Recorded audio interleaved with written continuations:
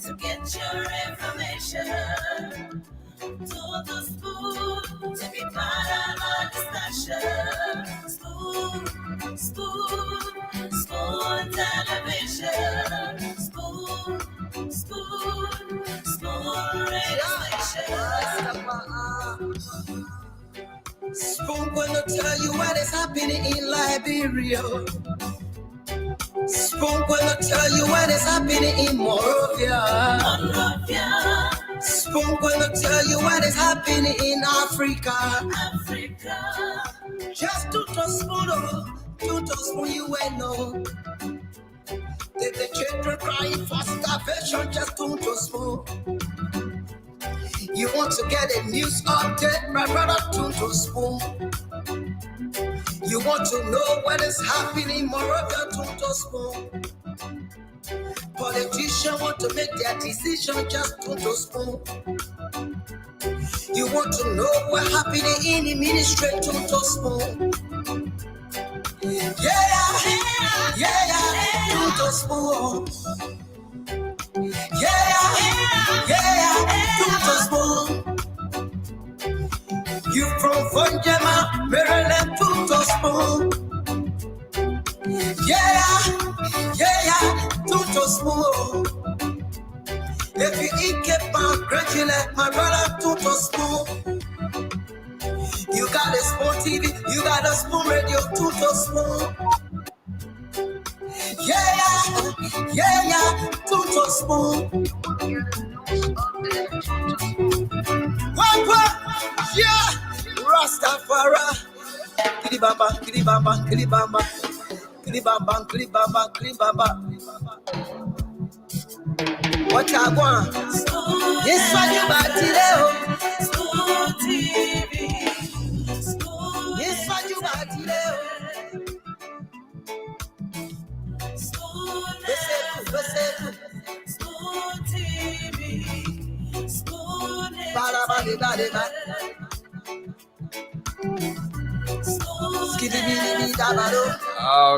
Okay. Good evening, good afternoon, wherever you are. It's good again to welcome you to yet another edition of the Spoon Talk, your top-notch nighttime show in Monrovia, Liberia, and across the world. So this evening, my name is Yekezi Zobel. I'm going to be sitting in as your sound coordinator. So let's join Dr. Richardson to kickstart the program this evening. Good evening, Doc. Yekezi, how are you? I'm okay. How yourself? Good, doing good. It got warmer here today, so I was able to get outside a little bit, clean up my yard a little bit. How are you doing? Yeah, I'm good. It was all sunny here today. Yeah. Well, James said he's not with us today. Yeah, James said he will be a little late today. Oh, okay. I didn't. He probably texted me or maybe in the chat room. I was busy cleaning up, so I didn't get a chance to check. So what's going on in our beloved country? Yeah, everything here today is about the neck. Today, Mr. Alexander Cummins, the standard bearer of the CPP, did go to register in his constituency in District Number 9. Where Fubi Hearings is also contesting as a representative.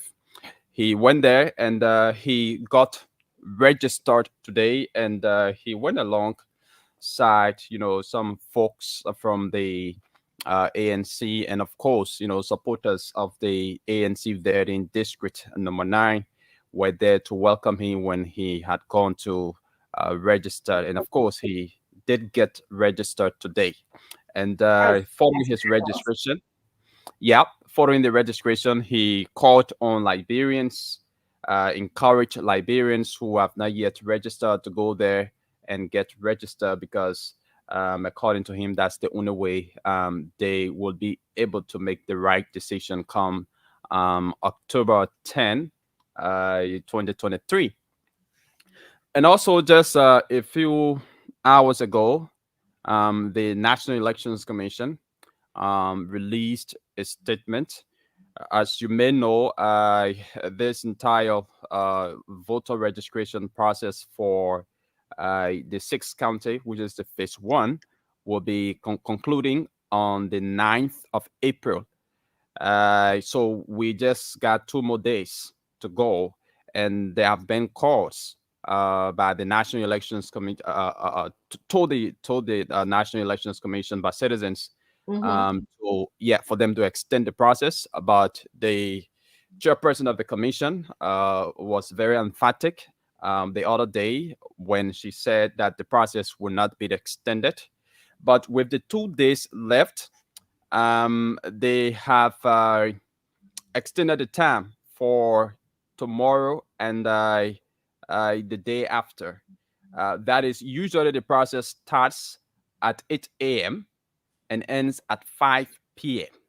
daily since the start of the process on March 20. But now they are saying that the process will start at 8 a.m. and ends at 7 p.m. instead of the usual 5 p.m. that it ends daily. So they have added 2 hours extension for the balance 2 days of the registration process.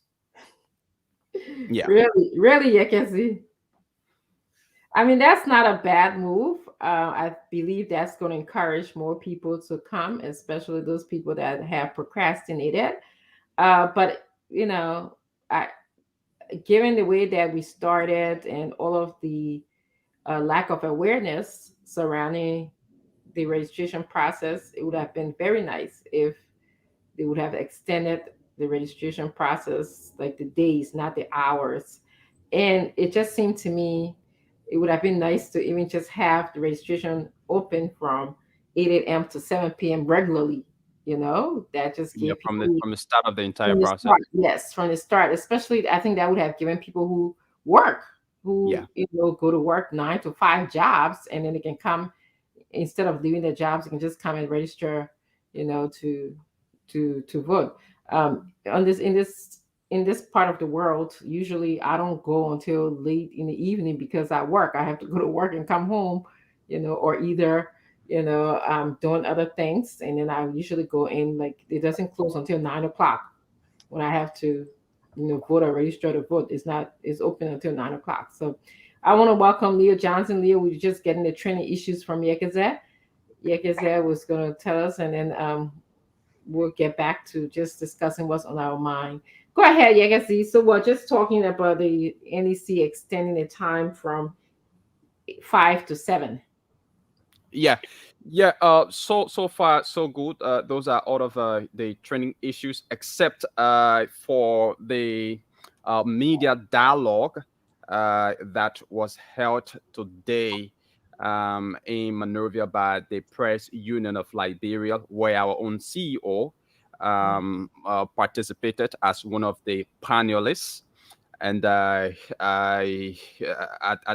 that dialogue she called on journalists to be very, very objective, to be apolitical, to be credible, and to be independent. As we gear towards the October 10 elections, because usually during electoral periods, I mean, a lot of journalists, take side for self-aggrandizement.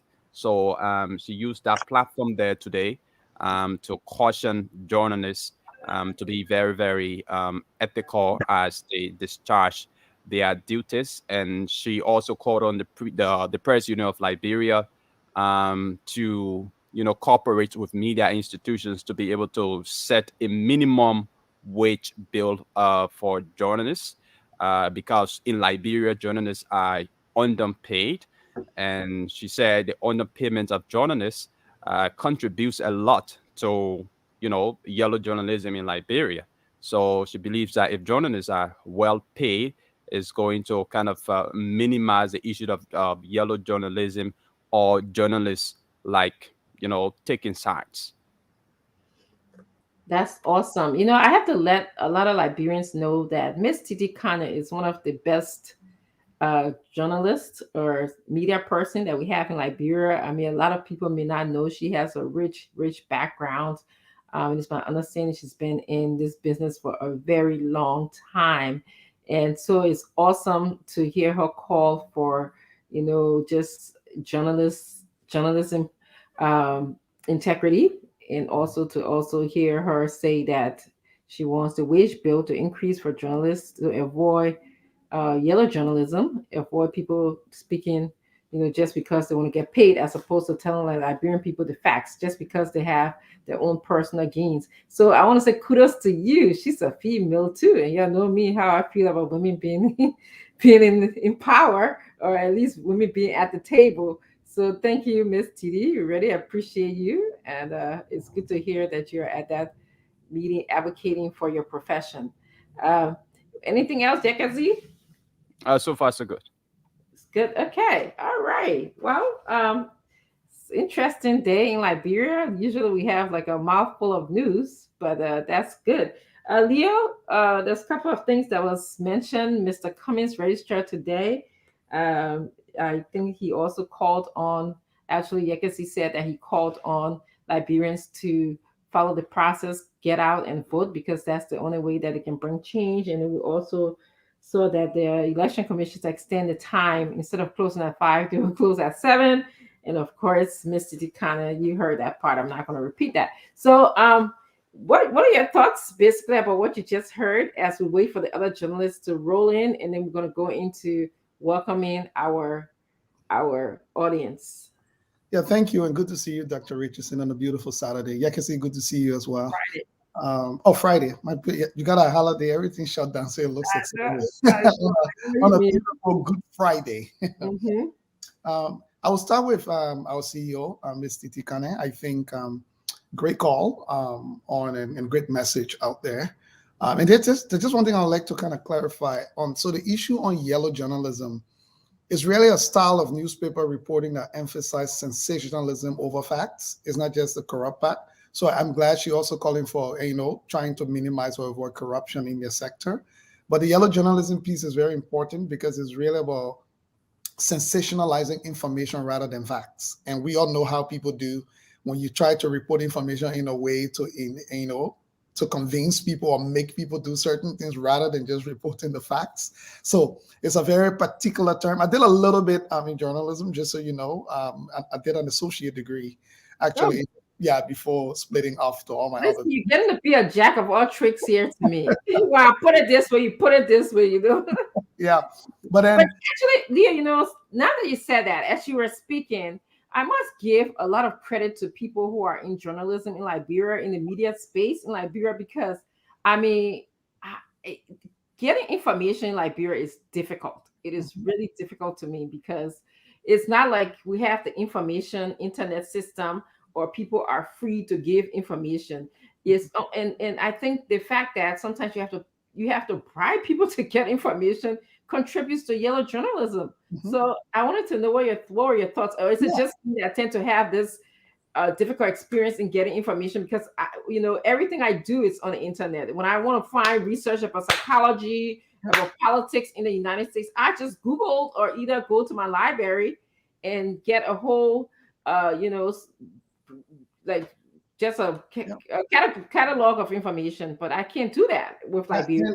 Again, I know I will sound like a broken record here, but again, that is the danger of low expectations. Actually, in many places, information is power. And because in Liberia, most of the institutions, media institutions, if not, they're not broke, they're strangulated. And the basic resources that are supposed to be in place in a country that allows journalists to go to the right sources for information. I'm making this very clear. So right now I'm sitting here. If I wanted to get an information that's out there about the State Department, and someone say, "Oh, the State Department said this," I actually can send a direct email to the State Department directly and say, "I'm willing to verify this information," and I'll tell you before the day ends, somebody will send me the proper information so that I'm not misled. That's true. In Liberia, if you don't know somebody who knows somebody who knows somebody, you're done. So you got poor journalists already don't have a lot of resources to begin with. They have to be chasing down. Let me give you a simple example. Our legislature, that's supposed to be so open-ended. When a bill is passed, what's supposed to be for the public? Dr. Richardson, if you now know someone who knows someone, you can't even access the bill. That is supposed to actually be the government supposed to go above and beyond to make it so accessible so that the person in the most remote part of the country should be able to access it. Because if you just pass a law that's going to govern all of us, you will want it to be in everybody's hands. But even journalists, sometimes you hear people talking about this statute, that statute, their bill, that bill. You ask majority of the people in the country if they've ever seen it or heard of it, they don't. And not to interrupt you. So last night I was trying to, I mean, you probably see in the website, sometimes when I wake up in the middle of the night, I'm thinking about Liberia, I would just research something. I went to IRAD, I think this institute, that is supposed to be responsible to check on the legislature, their website.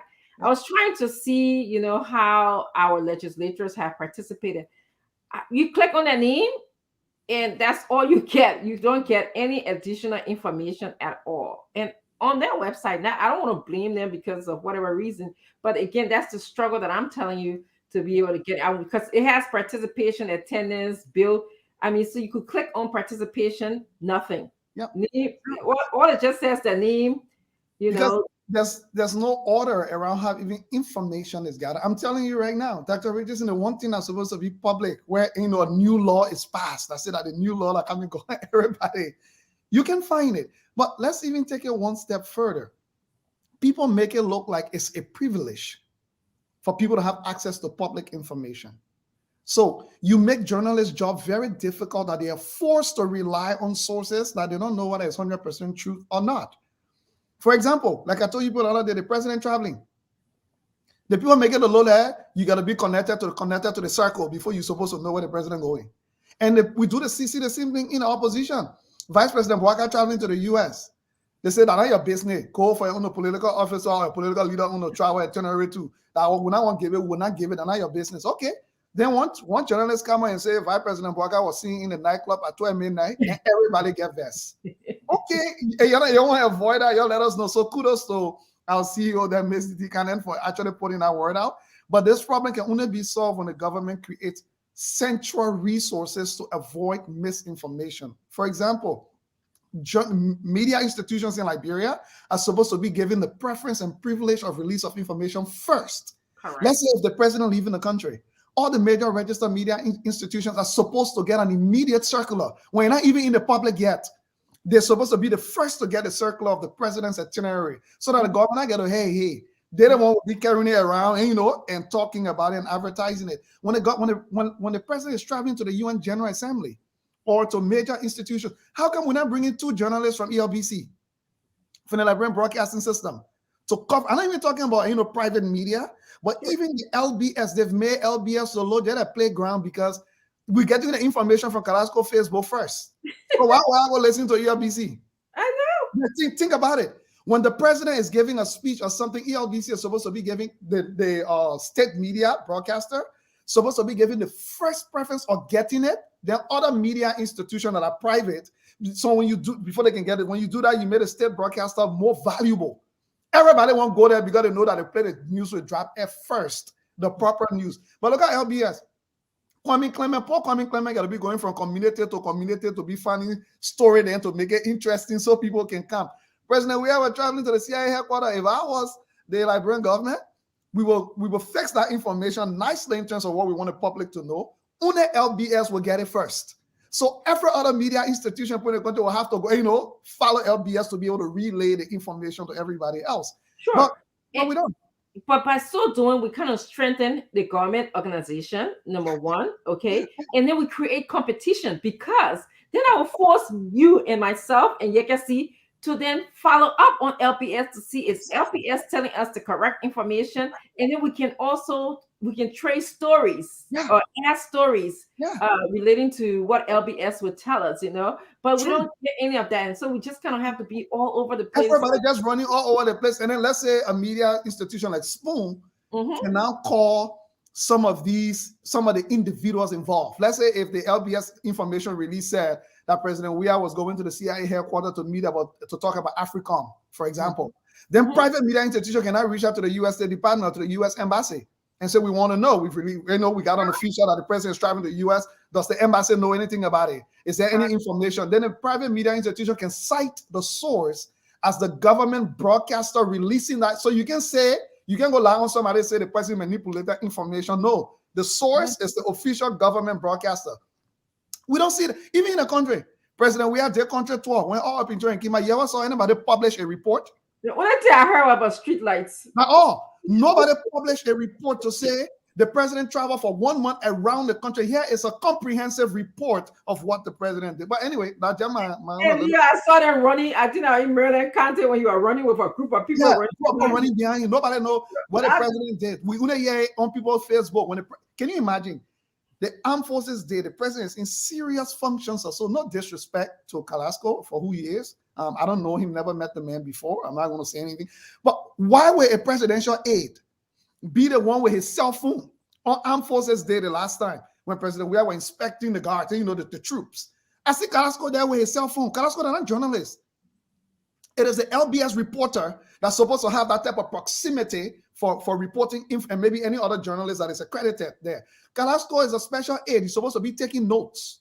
He's supposed to be sitting down somewhere, tracking notes, tracking the president's next move, who's supposed to be here, who's not supposed to be here. But this time, I'm not kidding you. They just will close LBS for now. They use Carrasco page and other people who get information. It's funny to tell. You got jokes. But interesting. And of course, I'm not a security person, but there's a security risk of using your personal cell phone to inform the rest of the world where the president is, or you're there taking picture. I mean, people could break into, computer people can break into cell phone. They can hack into your phone anytime. Yeah, so I don't know. I mean, but when we say this, then they say, oh, we want the Liberia that we don't have. We got different situation like Liberia. But kudos to Sis Titi Kane, the CEO of Spoon Network, for always contributing and always attending these meetings to speak on behalf of journalists in the country. And she does a wonderful job. And Sis Titi is always watching. She's always sending me, don't say this, make this announcement, make sure you keep your journalists this way. She's and I can respect that. I know exactly what she means because she's been in this business, and her feedback to me is so valuable for us here. So there were other things in the news, even though there was not a lot of things going. Of course, we know how our registration's going. I saw, have you been on NEC website lately? They have some kind of number of people that have registered.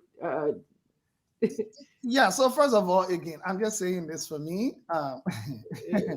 The National Election Commission is in a serious mess, in my opinion. I wouldn't lie to you, because extending registration by hours of the day, like really, in Liberia, when people rush the next 2 days, because I think it ends in the next 2 days. And that is supposed to make a difference. When people are rushing home to leave the streets by 8 in Liberia, 7, 8 p.m., everybody rushing to get to their homes because of electricity and in criminal activities around that time.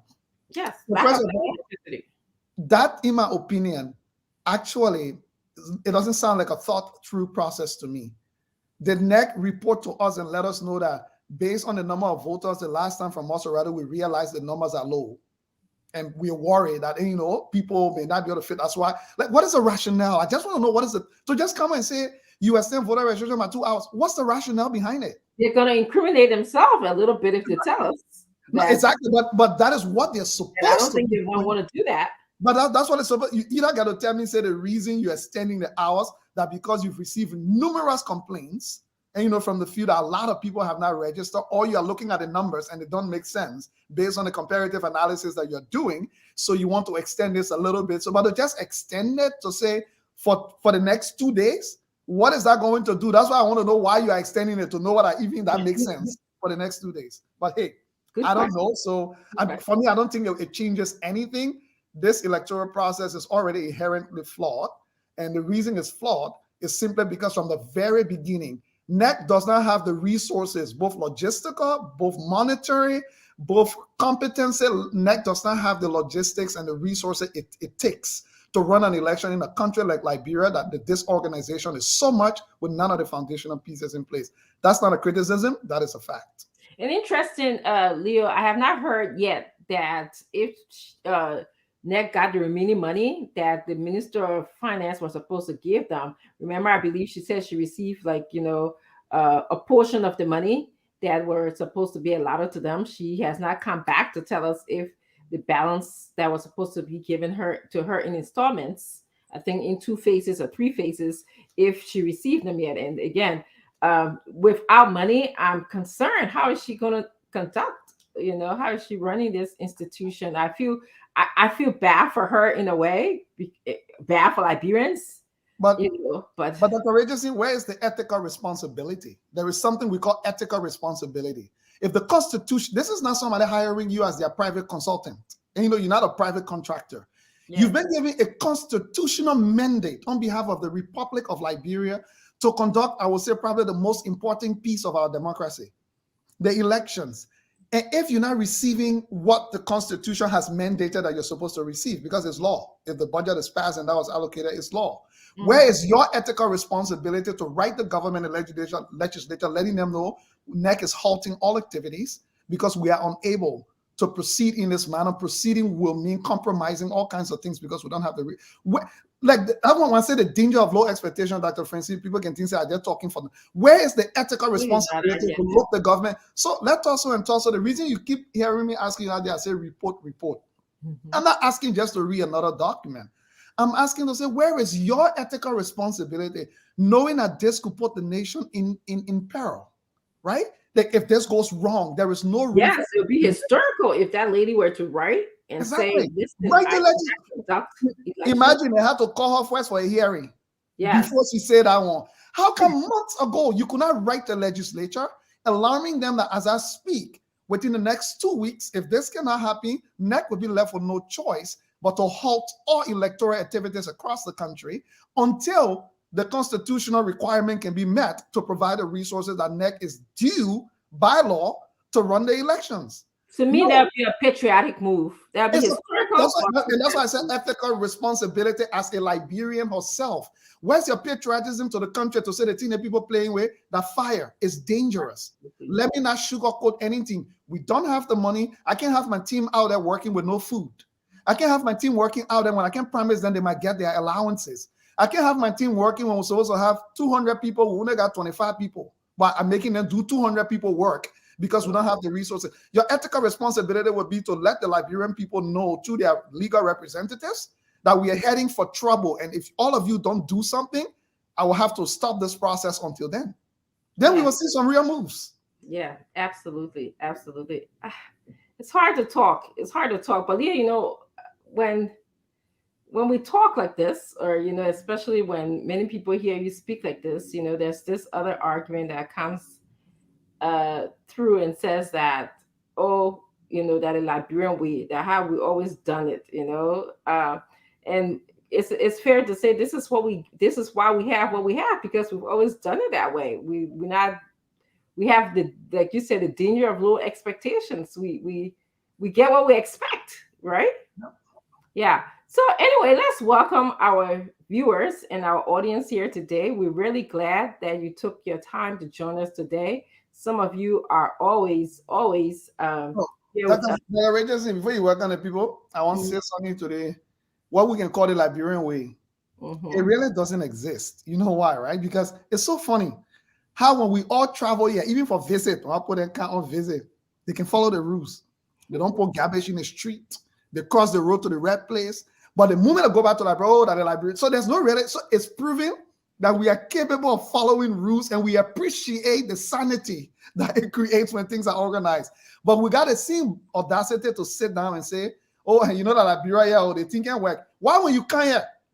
When they say, and don't put your garbage in the street. And you see what happened to our man Moses Owen Brown, they carried the Liberian way to South Korea, and we saw what the outcome is. So this argument, if you say the Liberian way is the way it is, then when you can't do it the same way too, let's see what the outcome will actually be. Then you can tell us what the Liberian way that the right way. I hear you, definitely. Yeah, it's hard to talk. But I'd like to. Yeah, woman can talk all. Woman cannot talk all. But it's just great to have you to bounce back and forth some information of our country, and we do this out of love. I just want to tell our viewers here today, when you see Al Hussein, I see him writing here instead of him being on the show. You on the show today, my man. I got you on the schedule here. Mr. Fagon, Salimatu, Mr. Gray, and like yesterday, we had a guest panelist, Muna Fahad joined us. When Mr. Wazi, when everybody's joining us out of love for country, nobody's getting paid. Is we just come here to basically just give our different views of the country. We hope to represent the views of many in our country in a different way. And so this is why we take time out of our busy schedule to be here. So we want to also thank you for listening. We want to thank our viewers for coming here as well. We'll be listening. I'm listening and reading your comments as well. Thank you so much.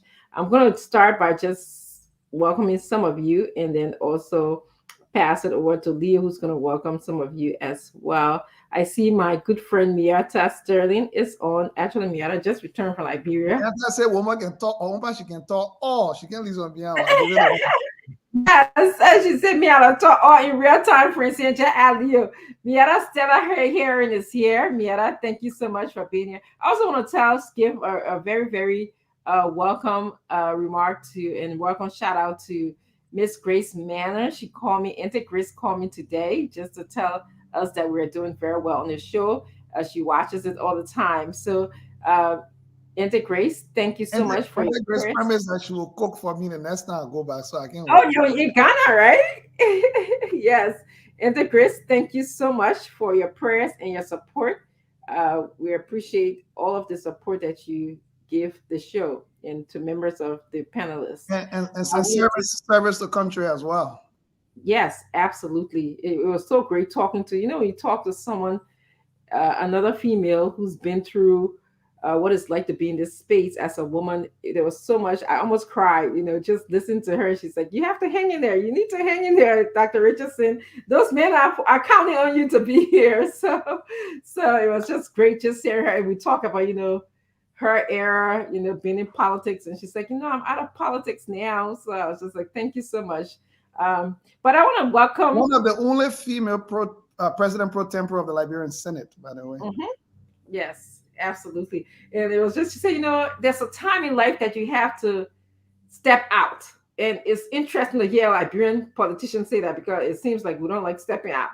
And that's what she said. She said to me, so, enjoy the moment because there'll be a time where you have to step out and just enjoy your time with your children and everything. So it was really nice hearing that. I want to welcome Mr. Fagon. Thank you so much. I'll pay you later, okay? Okay. We had a conversation yesterday when I wasn't feeling so hot, and he did tell me what I needed to do. So he said, and pay, Mr. Fagon, you said, I will tell you the facts. So pay me later. So I said, I'll pay you later, okay? I did exactly what you told me to do, and I was able to get out of bed today. So welcome. Well, I think I want to really believe the gossip that Stanton told me. He said, watch it, her voice will be okay. The woman was sick yesterday, not yet nothing. So I said, why are you judging? He said something happened. You will have to ask him because the thing he asked me to me, I can't talk on the air. Yeah. Megan to all. Megan to all. People are married to soya people. Eh? I mean, it's funny. If you probably like all of you guys, we have sort of become family because I go to bed texting you guys and wake up, texting you guys and Stanton calls my husband and talk. And the funny thing is, I know what he told you. Well, you know why Stanton call your husband? Oh. Yeah, I told you, I said, listen, my husband is fasting. Please don't bring none of your funny talk to my husband. This is funny.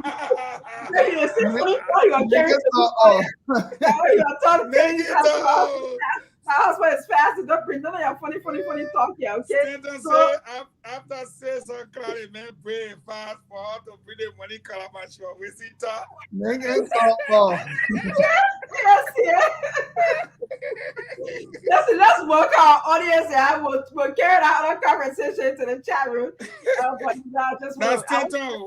I want to thank all of you guys. I want to thank your family for just pulling up with Spoon Family. It's such a pleasure to be here with you guys. Daniel Tente, thank you very much for being here.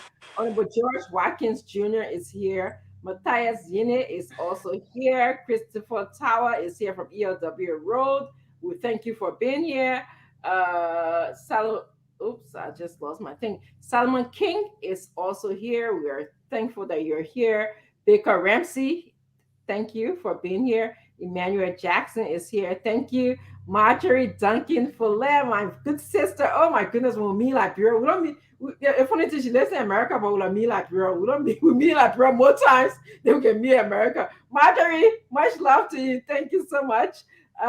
Comfort Johnson, Maluo. She said Liberia is why our country is backward. Salma King, I did call your name. My other Valentina Perez is here. Thank you so much for being here.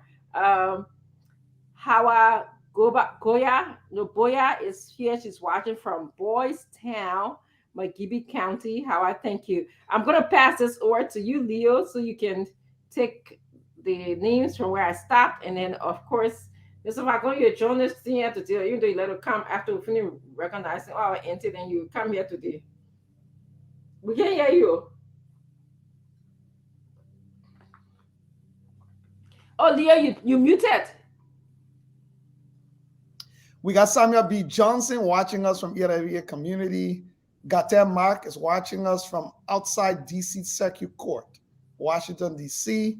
We got Tale Ish Jaffa is watching us. Prince Sano Bestman is watching us. Sakoy Harris watching from Tor Street. Ambassador Jefferson Flomo Jr. watching from the Kingdom of Morocco. We have Brenda Kerr Sr., Buster Wilson is also watching us. We got Mankula Son watching us from Harrisburg, Pennsylvania. We also have HR Mark watching from Ireland. Michael Seward watching from Minnesota. He said his job site. Okay, oh, Chief. We got Fanny Dennis watching us also from Minnesota. We have Roosevelt Tule, Comrade Roosevelt Tule, veteran, watching us also from Liberia. We have Mankolu Songpade. He's watching us from Banga, Bonkante. But people can say Banga. I can say Banga. Yeah, we got Banga. Banga. Got it. Banga. We got you muted, Minister Fago. You're talking. That man says something, Jana. If you're going to poke it to it, you're going to know what happened. You on your own, and I'm going there with you. Okay, you say you can speak better for me. We got. If going to speak better too. But you hear the man say, "Yeah, I said I'm going there." Tell him to pronounce it with K. I'm not pronouncing nothing with K. Move for that. We got Perry Ajovon. Anyway, people different point for me. After you be speaking, but the largest tribe in Liberia, Dr. Francis. So any country you go to, they get someone in there. Even when a small lake community, I agree. See small peloton here around the country when you go. I agree. I should be asking. Saying they like Dr. Francine new look. What about Dr. Francine new look, y'all? You see how you like it? Let me continue my welcome. Ajivon, welcome. Morris Creighton watching from Spain. Caroline Taylor is watching us from Riley, Kansas. Ma Satu's son is watching us from South Korea, from all over the world, literally. Wachen Roberts, New Jersey. Yawede Dolo, Big Lake, Minnesota. Thomas Nati Smowat is also watching us. Theo Destiny Weapa from Monrovia. Bowman Ure is watching us also. Eleanor Davis from Atlanta. Fred Gaswa, Atlanta, Georgia. Eliza Morfole is watching us here. Nikita Weah Roberts. Isaac Wambia from Satan, Testry Cinco. Milton Opomti Bass from Todi District. James Ungokuma Tamba from Broad Street. Edward Maya watching us from Philadelphia, Pennsylvania. Thank you. Mr. Falcon, you want to help us tonight? I was happy that Edward Maye, the Maye family, they follow in Philadelphia, my people. We are the Maye. Then Ngomkoma na Gola, you know Ngomkoma? You hear Ngomkoma? At least I actually pronounce it well. I'm impressed with myself. I told you to Ake to Banga. He said no, you can't take out the G and put okay there. You're going to see what the Bonko Josh Lasana, James Debbie Walker, Door 2, Koliga Seka, you're welcome. The thing I'm moving as fast as I wanted to move. But Solomon King, General David, I don't know if General David, James Isaac, you're watching from Estella Guest House, GSA Road. Solomon King said he was sending umbrella for somebody in North Carolina. West say they really need that power. But the thing I can't understand are those who just like Dr. Francine here. And Paul Alvin Zoku. Silas Delacroix. Monrovia, right? Motivation from 3rd Street. You might join my man Africanus Neton, that man, a veteran. The veteran. Yeah, but you see the veteran and the team can move fast and I can talk fast. They're a better man. But anyway, Ernest Johnson. Better put it talk fast. Jai, see they can speak better. That Jai can talk. All the better can talk fast. Very fast. But Zach Emmanuel Poole, how you doing? And all of our people. Yes. Blambo, I hope you're doing okay. East Ambassador Cheryl, all you guys that are joining our Ellis Sawa, and Eliza Mafole said, my brother Eugene, it's better than to talk about your choir director. Aren't you?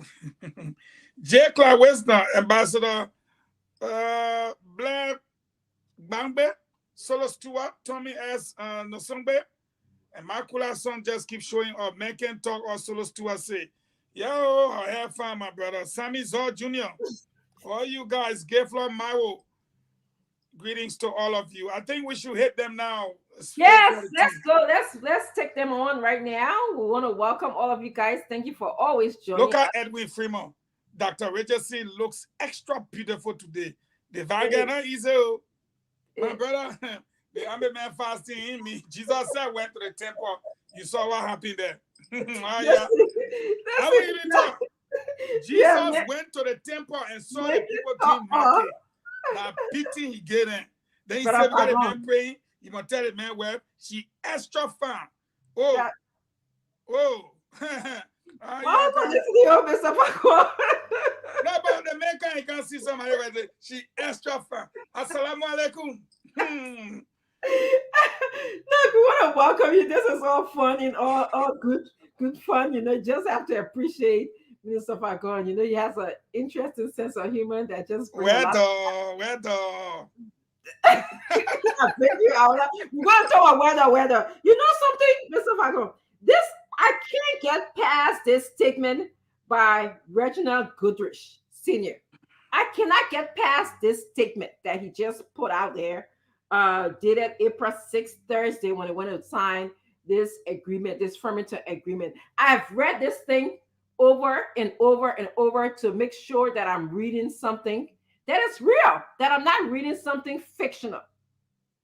And I want us to talk about this. I want us to begin today our subject. Yes, I think we should read a portion of, even if not the whole thing. I think it's important. Yeah, actually, just take it step by step. I would definitely agree. There's something about it, you know. So and you guys please join me as I'm reading this step by step, please. So it starts by him saying, "My fellow Liberians." He's addressing this letter here to all Liberians. And he said, "It is my honor and privilege to address you today on an incident of a personal nature." I'm like, what incident? Okay. But an incident that may have implications for many of my colleagues in the opposition community as we approach their 2023 presidential and legislative elections. So he's saying this is important. Something happened. He wants all Liberians to know it will have grave consequences or implications for the opposition community. I actually think it will have implications for all Liberians, basically. He said at about 3 p.m. on Tuesday, April 4th, 2023, following the signing. So they have finished signing this the revised Farmington River Declaration at the Farmington Hotel. I was approached in an aggressive manner. Whatever that means, we'll dissect that for you guys. I hope you're listening, Leo and Mr. Falcon, he said, aggressive manner by the president of Liberia, Mr. Goodrich-Weah. This is Goodrich now. Mr. Goodrich saying that he was approached aggressively. Maybe the president's voice went louder. Maybe he hit him. I don't know. We'll find out. He said to me, and I quote, Goodrich, are you enjoying democracy in Liberia? I was surprised by the question and lost for words. Goodrich said he was just surprised, and he kind of like, what happened here? The same way, I'm surprised here.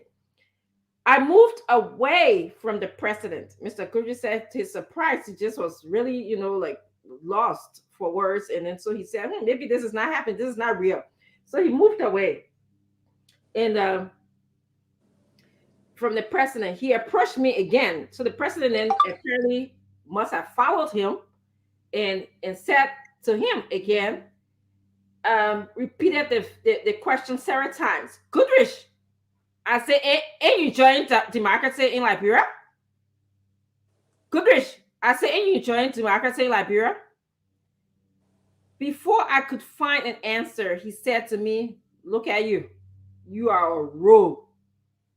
You stole my car and burnt down my house. Sure. I'm sorry, I don't want to put that one in there. I just surprised. That what surprised me.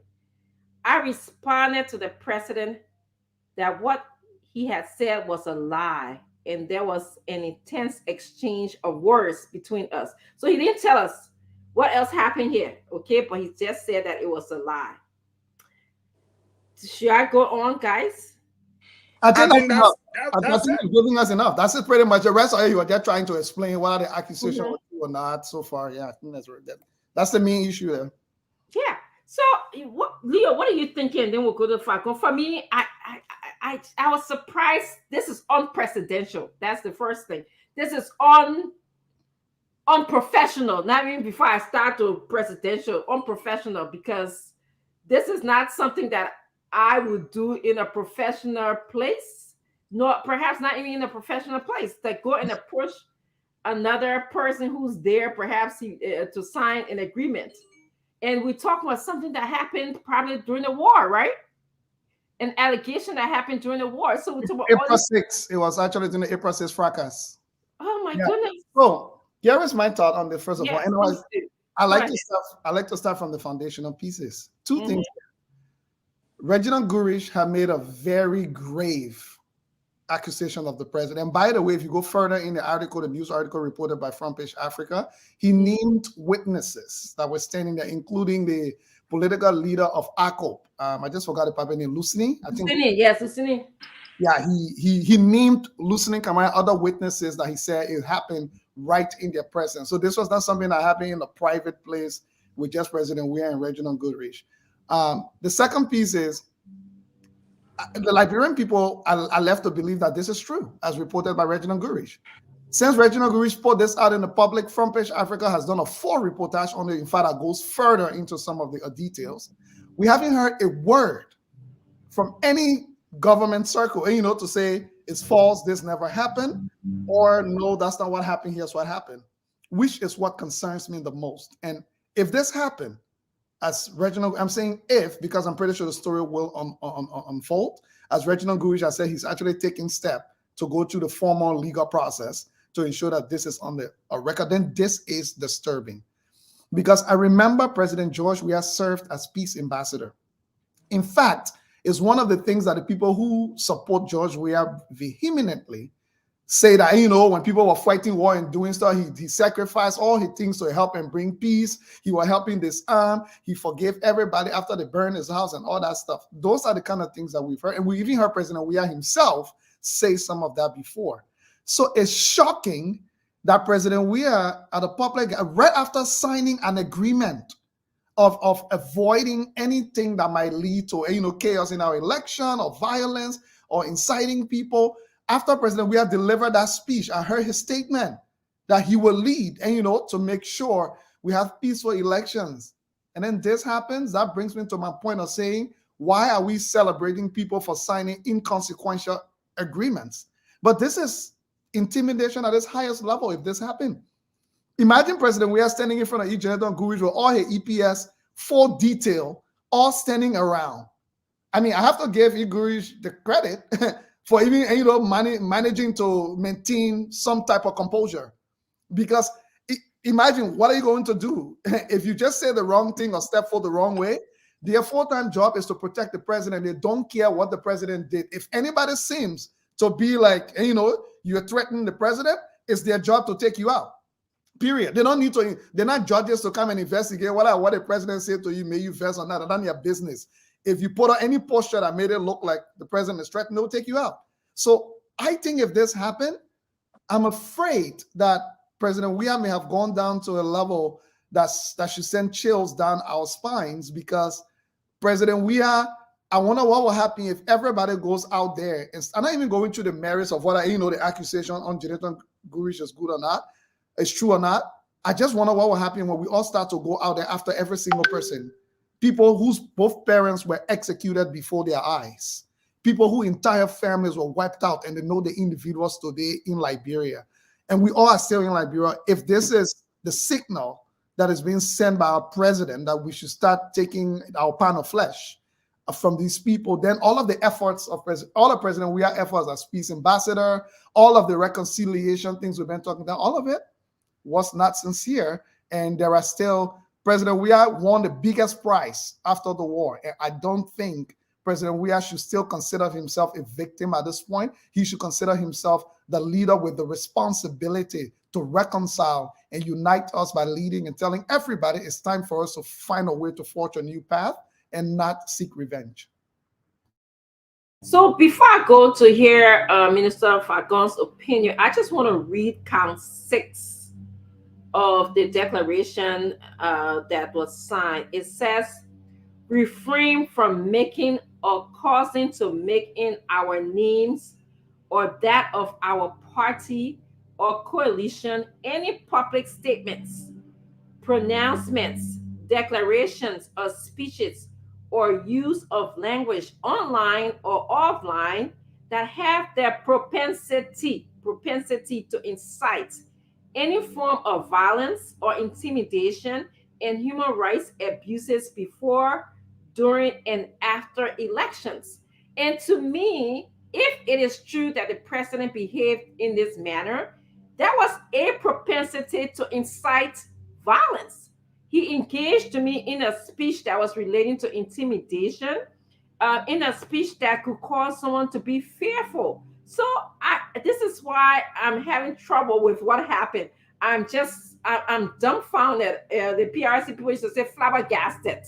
I am flabbergasted. Okay, that's a PRC. I don't know where I learned after PRC took over. Okay, Minister Fagon, what are your thoughts here? You muted.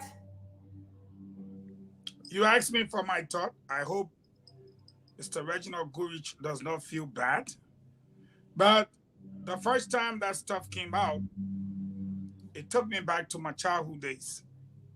And by that, what do I mean? Simply mean that I say it's sweet for him. It's sweet for Mr. Goodrich. It's sweet for him. It's sweet for him. Chicken inside, pepper inside, salt inside. It's sweet for him. Because you see, you go to a situation to sign a declaration, okay, that says, you read count 6, right? You heard what count 6. You even read count 8 of this declaration. You know fully well, as a political leader, that the biometric voters registration is not going as expected. You know that the census was not legit. You know that the Constitution was not followed. I mean, you know, everything is wrong. Yet you are going to sign a document that says you will not do certain things. Instead of saying, why don't we do something to make the peace genuine enough that we can sign to a commitment? You did not do that. You did not do that. You know you're not happy with everything that is happening. And you know in the end, you will not be happy. So you go and sign. And right after you sign, you didn't even leave the horse. Small train can say the man P4 when you read there. Why you can't write long paper to offer? Leo will say a report. If we're writing a report now, by right, the document after the signing went into effect, right, Leo? So why he writing? Why he complaining? Stop complaining. They say you guys will not complain. You will do nothing to inflame the situation. You will not fight. The man attack you right in the heart. Just so say, I just I'm not doing anything. Because this is what you guys sign up to. Before you sign a declaration of such, you should make sure that it's a conversation as to all of the doubts that needs to be clear. Once that is clear, everybody happy, you sign. But your sign, instead of the man coming outside, the man call you rogue. He call you a rogue. He call you an arsonist. Who you complaining to? You complaining to us? You sign your document, live by it. Because at that point in the hall, like Leo said, EPS man is standing there. So I will start beating tap behind you. The people then play what they care, I will start knocking. So that the people can know exactly what happened there. It is not political immaturity. You're not looking for political correctness. If he's unpresidential, you cannot be uncitizen. That word not there. If he's unpresidential, you cannot be unruly. If he's unpresidential and will desecrate the office of the presidency, then you will not claim to be within the residence. You must act. So I'm not saying he should have jumped the president, but the president said you are rogue. And this is where it becomes tricky. The president said the men are rogue.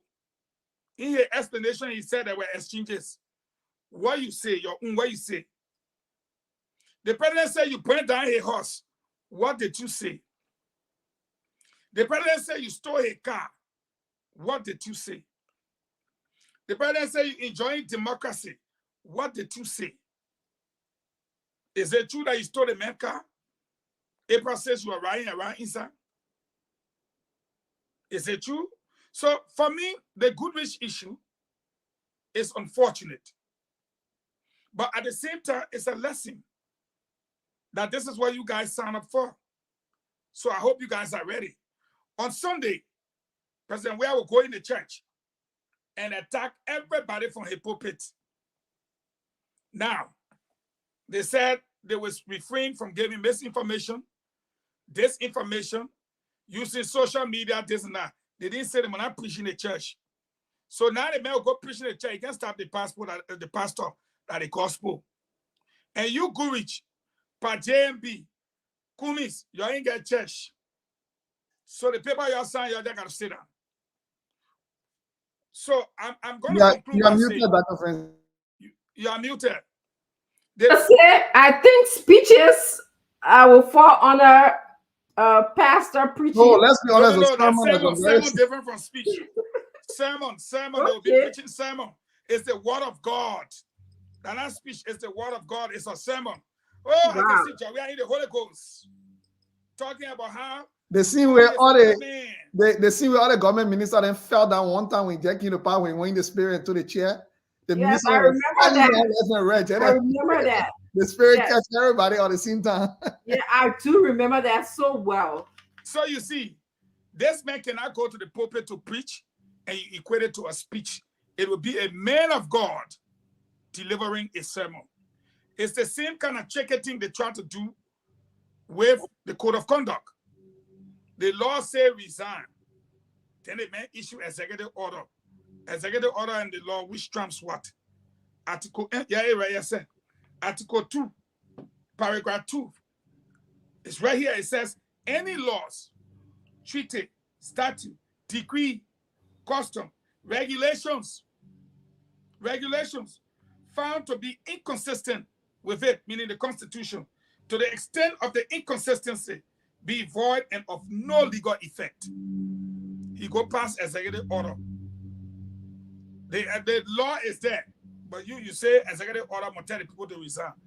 That's fine. The Constitution provides for you making executive order. But there's a law that said they should resign 1 year ahead of time. No executive order that say 7 months. So they are in violation. Yeah, Moses colleague who carried the LPDP and sold it to something. He just resigned yesterday on a water. That kind of paper is slide it. He tell you by yesterday. They don't want to announce it. All of them doing swear. So the next thing now, like Leo can always say, nobody have come forward to say how many government officials have resigned. Right, Leo? Now, when the Liberian people start talking, then carry the complaint. American ambassador, please tell them again, they are providing false information. Please tell them, no. You said the people should resign. Many of them have started resigning. What are you waiting for to make the announcement as a responsible government? So for Reginald Goodrich, I'm sure you say, your leader, Fagon, man, when he come in, he will join inside. Big brother, it's sweet for you. Chikisu inside, pepper inside. Because you're finished signing, you ain't get church. Or you're going to post on a small bamboo straw, post some tash there around it. Sunday, you'll call a journalist then to come to your service. Before you're partisan inside, then you're preached to. Because that's all you can do. That document should not have been signed. Because there were things to trash out, Dr. Francine. The census, the BVR, all of those things. And they went ahead and signed that. So I think make a point. We will have a great deal of problems going forward. That declaration will not hold. I'm saying make a point. And I think, and sort of just kind of adding to what Leo has said also, that there's no consequences for, if you get make a speech that is inflammatory, there's no consequences for that. If you insult somebody like how he did, there's no consequences for that. And I think Mr. Goodrich was really at risk because the EPS could have done something to him. If he would have just made a gesture, they could have done anything to him to protect the president. No, they can't protect the president from voice, from verbal. No, I mean, if you would have declared to be threatening, whatever they deem as threatening to the president, they can. My brother, now we're in the president confiance. If the president say you wrote, you're supposed to say he wrote the right way. And the right way, you're supposed to add something to it, rogue. If because the president chose to be verbal. If the EPS determines that they felt what you were doing or saying was a direct threat to the president, they'll take you out. You can go to court to go argue that one. No. I'm glad you say you can go to court. But you know what the EPS said? Don't forget, I was deputy minister. They said they are within the confines of the law to use the appropriate force. So you can't hear somebody say, you roll too. Bah, bah, bah. But that will be after the fact, Fagon. Do that and let it take you out. Then after the fact, you can go argue to the court. My brother, the same reason why the U.S. State Department say extrajudicial killing. That's what I'm saying. Before the fact. But all the people they not kill, their families can never get them back. The U.S. can say extrajudicial killing, but those people are gone. They are gone, but guess what happened? The poor who killed them too will go. Eventually, but so the other people lose their innocent people's lives, right? It said the president. That's why since the president came back from his CIA visit, once he died, we wondering why.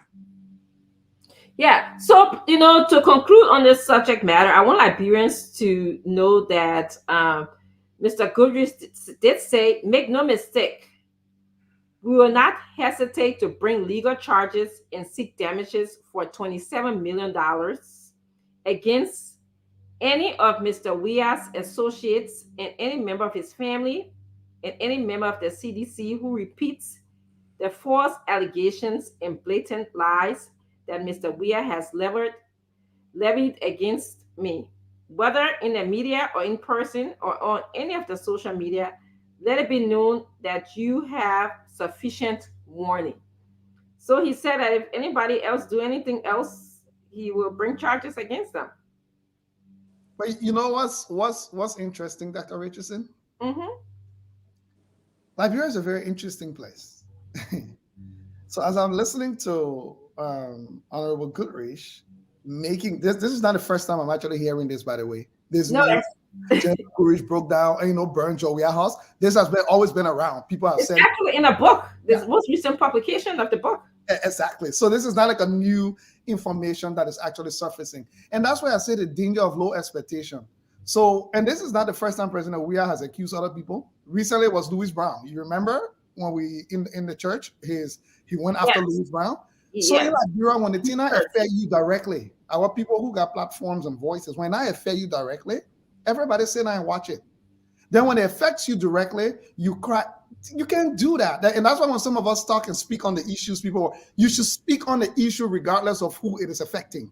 It's not only because when it affects you. So now it's very personal for Honorable E. General Goodrich. So he's speaking, but I would say this. It's not the first time we've seen people being accused of things, being gone after about things before. Prince Johnson, all those people. Where have those voices been? And I'm not saying he's wrong for speaking up. No, that's not my point. But if you don't want to take it piece by piece, so that means the poor people and innocent people who sometimes will also get accused that don't have a big microphone that can talk for anybody to listen. So again, I always say, what is the patriotism and the ethical responsibility that we should discourage bad behaviors in our society, even when it does not personally affect you? Yes. I also want to continue by saying, he said, in the meantime, we are filing a formal complaint of Mr. Weah's actions with the Ministry of Justice, the National Elections Commission, the United Nations Special Representative in Liberia, the ECOWAS Commission, and the Embassy of the United States, among others. So some people are saying we should get President Weah's story instead of just talking about Goodrich. but Dr. Francine, that is the point that I made. This news has been put out, not just from Goodrich, but it's in the newspaper, front page of publish it. And the government saying, no, we the one that go to them to go ask them for President Weah's side of the story. And they don't think that as the president, there is a responsibility for the executive mansion or the Ministry of State for Presidential Affairs or the Ministry of Information to provide some information for the Liberian public or even the media to say, we are aware of these reports and here's what has happened. Let him wait. We'll go to the mansion to go ask for President Weah's side. Let him be waiting. Let me just say this. Yes. And this goes directly to Goodrich. My thing is, Goodrich, why you want to really take our whole thing and chaklai? Do not waste your time to attempt to take President Weah to cook for 27 million, like you hungry. No. Just tell your team osa, clean it, your political kennel, clean it good. Set it. And get fire. If you want to come on the platform, come. Fire. Do not come and sit down. You like, Dr. Francine, when you hear me saying a good for him, a sweet chicken soup pepper, it's because I know Goodrich. He's a no-nonsense man. Yes. I know Siri Allen. He's a no-nonsense man. I know Toga Gateway. Those are not people you can shoot. Then you say you want to go high in the corner. No. So Goodrich, don't cry. Bring your own political gun outside. Fire 2 or 3 rounds. Let the man start crying. Oh, the man lied on me. I didn't do that. I didn't go. Then we discuss the issue. But to say you go into court, 27 million, we're looking for the man get 10 million to get to neck. You not pay employee for 3 months. Then you carry him to Remy Gray court, where Remy Gray got to sit down and talk about research. All that. What time you get that money? You're not going to get it. Yes. I'd like to welcome Colonel Remy Gray as well to Spoon Talk. You just joined us. We're in this conversation here. I'm actually, like I used the word PRC. I like your hairstyle. Thank you. John Fagon. Oh, Lord have mercy. I was not here, though. You're not listening, huh? Fagon finish talking about all the people who talk about the hairstyle today. Oh, my God. He's one of those. And he said, in the army, he's supposed to know better. That man I say now, a salmon is greater than rank. A salmon, right now, your husband is a son to you. That kind of great thing, why are you talking? He can pass. I know. Great know the language that my husband speaks. So anyway, thank you, Colonel Gray. You ain't hear the confession? that military to military. Now, what am I saying? You no. Yeah, who married to military before, so I can't argue too much. When they say pastor, you gotta go. Pastor. Not argue. Yeah, that military to military. Sometimes Colonel Gray be talking again. Just remind me what happened. Some of the team I was going to be taking that military mindset is very interesting. Because they are very disciplined. 2 o'clock at 2 o'clock. 6 that 6. So I see why sometimes when you come on the show, you can want to bring it to politics. Of course. No, but we're not politics. The reason why they got military sons and they got political sons. Fagon, that the reason why when the political sample that mess up everything in America when you get rough. I know what you want to go jail. And the National Guard they can order for when the police all of them nyama with their tongue, they not nothing. And the National Guard they can order to come in to restore some order. What can happen? Even for natural disasters as well, when the political people now nyama scatter everything. And we're bringing the National Guard and the National Guard. That one made me believe that President Weah was actually, and it is my belief, I'm entitled to my opinion as to my thoughts. The Constitution guarantees that. That one made me believe that President Weah was deeply involved with this drug thing. The whole narco trade, 100 million, 40 million worth for cocaine, all that. Brother, Commander-in-Chief of the Armed Forces, you went to that bureau. Look at the amount of ghetto. I just wake up 2 in the morning. Where is the Chief of Staff? You're sent for him. Tell him when he can, should be in full military dress. As soon as you arrive, I said, getting some kind of noise from your machine there. You think it's mine? Maybe someone unmuted though. But anyways, let me see if it's better. Because I can't hear myself. No machine yet. Yeah, you're okay. And then all of a sudden something started happening there. Can you hear me now? Are you losing your power on your? Is that a cell phone you're using? No way. I don't use all of Yamayama Tine. I use real gadget. The feedback second, maybe you have to go on and come back in. I'm not sure. Yeah. No, I can't get that kind of feedback. It's a grinding tune. Yeah, Colonel Grace, since you just joined us, we're talking about this letter that Reginald Goodrich wrote. And I'm just shocked, actually, that a president President Weah will behave the way that he did, according to what Reginald Goodrich said in his letter. He actually was asking about selling his car and burning his house. And it's been all these many years. And they had just signed a declaration about, not using language that would incite other people. And so I was like, I read it and I'm like, what is going on in our country? So I just want to give you a closing up on this because we have to move on to other topics. Just give you about 2 minutes to tell us your thoughts on it. I don't know if you read it or if you didn't read it, but it was in the chat room. No, I read it in the chat room, and whenever I see those things, then my next, my next recourse is that, is this a distraction, and what would be the distraction? President Weah is clever these days at distracting the minds of Liberians away from certain certain issues that will probably tend to pin him down as a president. We just signed Farmington, and at the same time, maybe he was being scrutinized, and the issue of the census was looming, and voter registration also was looming. So 3 months now, civil servants have not taken pay, and the number of it's going up. So I'm wondering, what is it that President Weah is trying to thwart attention away from? And but yes, those allegations were outrageous, but I don't see anywhere where Goodrich himself, who also loves attention, by the way, how he's going to get recourse or redress in the courts. You can't bring the president to court, a sitting president. What is he trying to accomplish? Is it all part of the attention-seeking situation? So I'm looking at it, and I just say, well, it sounds like John Palmer wears on John's shirt.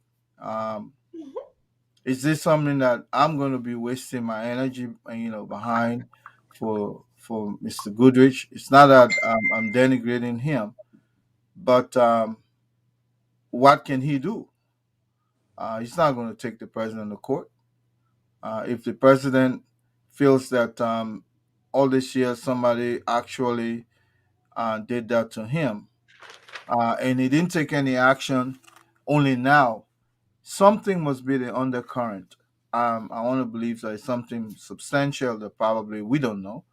And I'm looking at this as a distraction, so I'm not going to waste energy behind it. Okay. All right.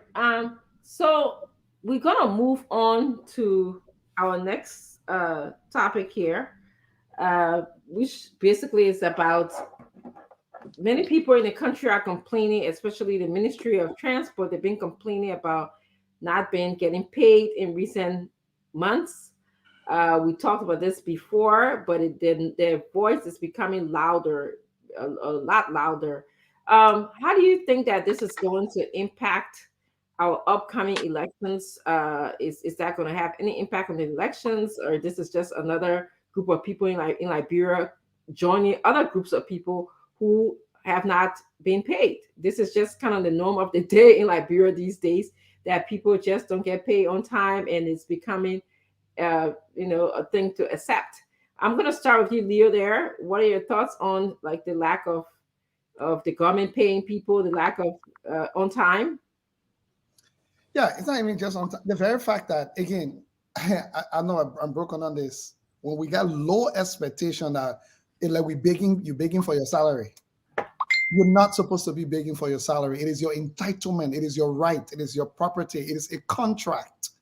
If you are hired and the government says you make $100 a month and you shall be paid on the first of every month, one day after that day is a violation of your right. One day after that day, the government should be held liable. There's no reason why your salary should be more than one day. It is the government's responsibility to ensure that every single person hires gets paid on time. Your pay is not as effective if it's not paid on time. What good is it that your pay is supposed to come on the first of the month? You tell your landlord your rent is due on the same first of the month. Your pay come after you've been evicted because you could not pay your rent. It is not a favor. But in Liberia, sometimes when you hear government officials speak at people who are protesting for their pay, they make it look like they're doing these people a favor.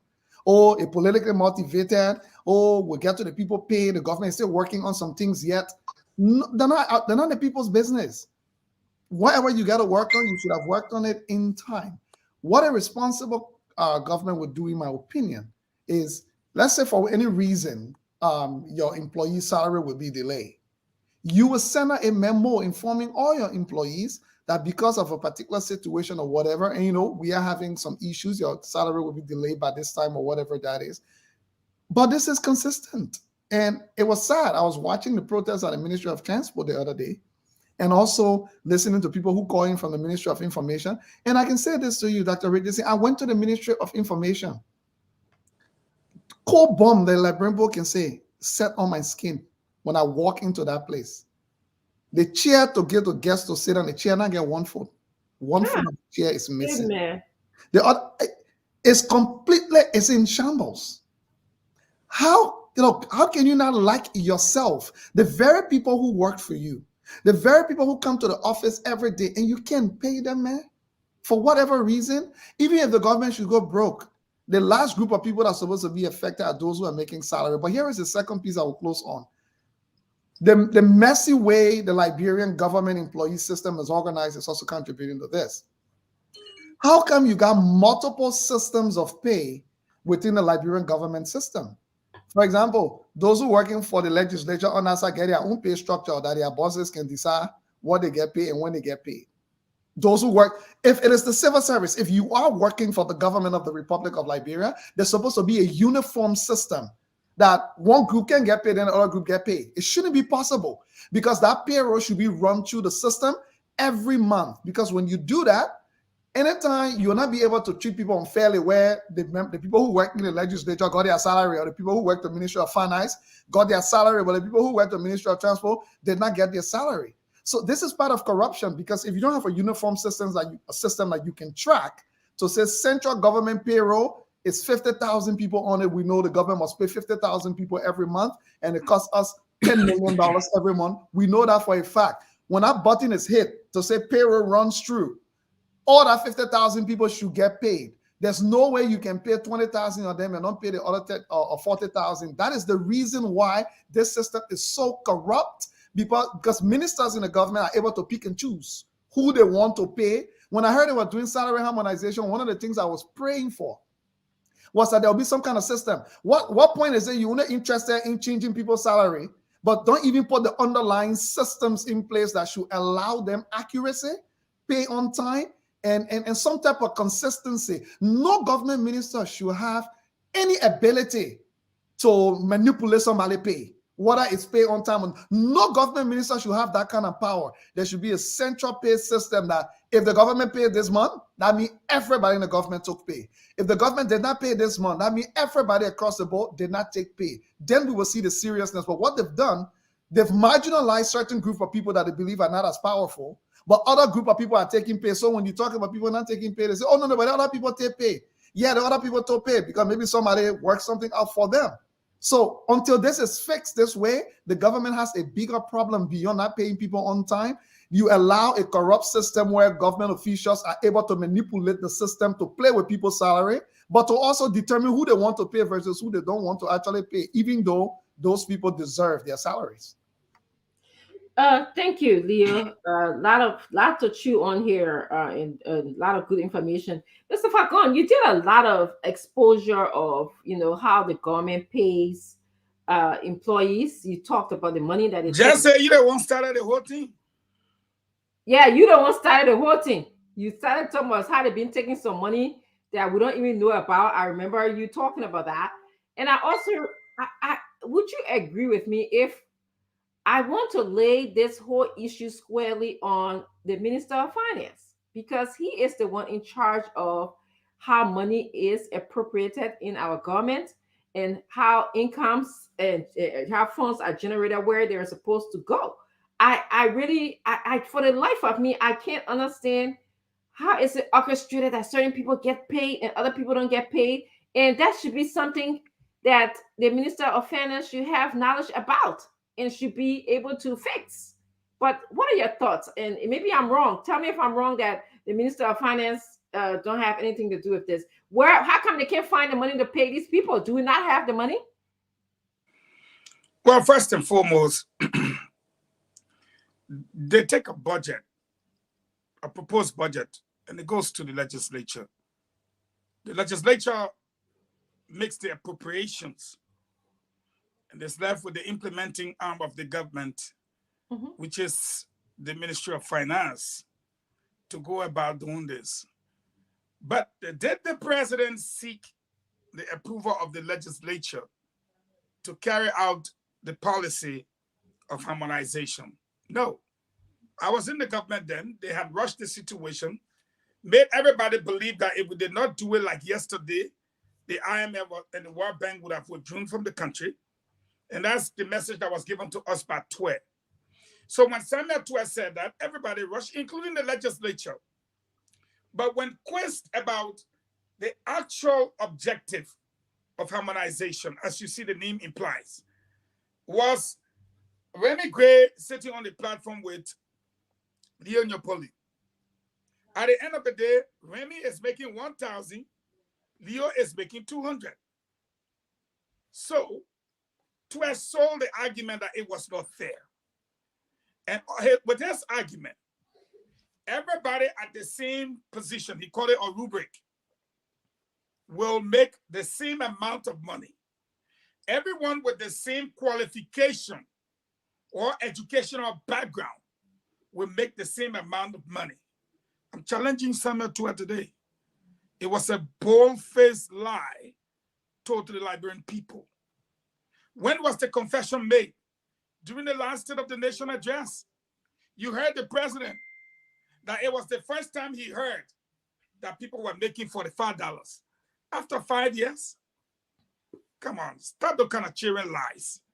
The truth of the matter is, the secretary at the Ministry of Information is paid different from the secretary at the Ministry of Finance. Finance secretary is making 1,000 US. And like you said, the ministers decide. By the way, let me knock my chest boastfully, Dr. Francine. On this public platform, they used to call my office or my department building with about 12 staff in it. That space, everybody in the information ministry call it Europe. They call my place Europe. And George-Weah and his government did not put fasten there. Fasten. Because the chairs, the decks, everything was provided by me. If you enter my office, I have double. Send the journalist there tomorrow. Double 24,000 BTU air conditions blowing. I even made sure the air conditions went into the press center. You enter my office, brand new chairs, office chair that you can spin in with the decks, the stuff you hold on. I went to Mata and paid cash down monies. They were delivered, the decks, everything brand new. I provided laptops and cell phones, radio, flat screen TV to monitor CNN, Al Jazeera, and BBC, all flat screens. So they used to say, you want to go, you will go in Fagon office. It was the idea that we brought from the United States. Another person that did similar thing. But Fagon, let me hold you. Why you do it the Liberian way? Why you brought that idea from the US? Very good question. You know why? I didn't bring the idea. I implemented it myself, and I did not use government money. So why you brought Malay Library? No, because you didn't bring idea either. Oh, then let me bring yourself. Oh, then let me bring the idea. The idea building library. No, that the implementation. Thank you. So we don't bring ideas just like you. We have the idea, we implement the project. We go there, we say this is the way it should be. You also bring idea and see where library are going to go there. But the idea brought it first. Then that money started with idea. My own started with idea. But you also lead with idea. See, okay, you're laughing. So let me finish. So now, the men say, oh, you go in that place, you see coffee paddle. The men that get a Euro because I implemented it. Because you implemented it. That offensive have gone on the ground 2-3 times. She's implementing. You know where the problem can come from? When you want to tell a Liberian boy about the idea, that they play the whole ticket chakra. And when you act like how the United States government have been behaving, when you get a money to them, they lick it. In the last 2 years, under Ambassador McCarthy, the government has seen US people money like that. The small one they saw, that offensive my witness, for the horse, they use Sony, they slap the first money. The second one for bombing the area, and the tape release, and they catch the people, and from they carry the story. You bring ideas, they eat the money. You implement it, they sit in the chair. That's the way it works in Liberia. Back to the salary issue, I close on this. Yes. Dr. Francine, either Monday or Tuesday, if nothing is done, Transport Ministry will come outside, Information Ministry will come outside, Lands and Mines Ministry was supposed to come outside before transport. All these people are making below the minimum wage, which is by law, coming from the Decent Work Act. We discussed it here. It is a law, and the president has violated those people's rights. So those people are not coming outside for not being paid 3 months. They are coming outside now from the various ministry for being underpaid. And most of them are coming out to demand that they be paid all their back wages for 5 years, according to the law. So, President, we are in a big trouble if they don't do anything, and those people come outside Tuesday, because it's going to say Easter Monday, the holiday. Yeah. If those people come outside on Tuesday in the black, as they are planning to do, and other ministers join them, you're going to say, I did not tell you. I finish telling you. Yes. But what kind of call on your neck, Fagon? I would like to. You can take it out. You're not with No, that's the reason you see the court. Yeah. So, but why you blaming Leo now? Leo go open a lay library, you get him first. You imported your stuff. You import. No. You When made you imported your Europe. stuff. You make You it like imported Europe. stuff from Europe. You took it to Liberia. The man get fed. The man said, "Let me get something for the children to get places to read, resource center for them to research, for them to do better." And the man doing it not from Liberian government. Confusion. Your Every own- time people be No. Great. We were Thank having you very much. Everybody would like to know Fagon, but let you right there. Leo is working extremely hard. One of the hardest working men I've ever seen. He coming to us. The men doing everything possible to help our youth. To help our youth. You just hold on, please. You got your own. You decide to sit on there to that writing information ministry where you get no door, no window. The men and you say you importing American star to go transform the people. Like that, why they fire you? They fire you because you are bringing American star. The people let a Liberian star. The coffee pot. I'm a person here, but the coffee pot. The coffee pot. I heard. The coffee pot. Brand new table, brand new chairs. But everything, but Fago, everything was brand new, but your car wasn't brand new though. I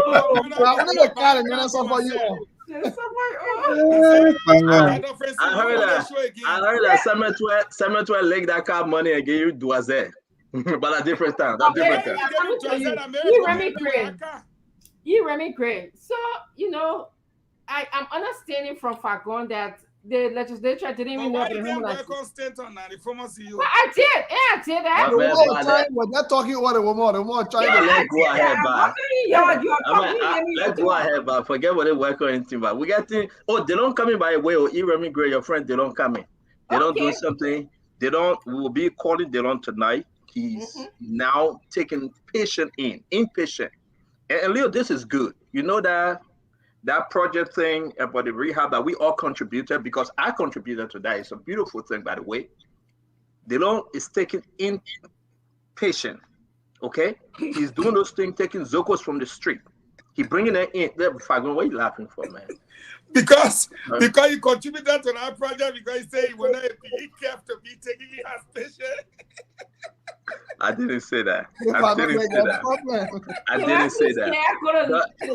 But hold on, Dr. Richardson. You can do that thing every day. Remy is enjoying me. I'm a man there, Dr. Richardson. Remy get time to that's fine. Remy, I beg you by. When I can't go ahead. But no, let me be serious. Delon is doing something very good. Okay, because I heard that Zoka Wilson from Ministry of Youth and Sport were doing something similar, Leo. But then Delon, it looked like he beat them to this. His rehab center is now beginning to take Zocos off the street. And I'm not going to talk for Delon. He's coming on the show tonight. And I asked James to send the link to him, whether he will come by video or he will come by phone call. We have pictures. This building is beautiful. And I hope those that have decided to work with Delon, you know, those medical personnel, I hope they can do the right thing to help our youth. One of the important things, and Liberians need to know this, it's a national security issue. Those people who cause Zocos on the street.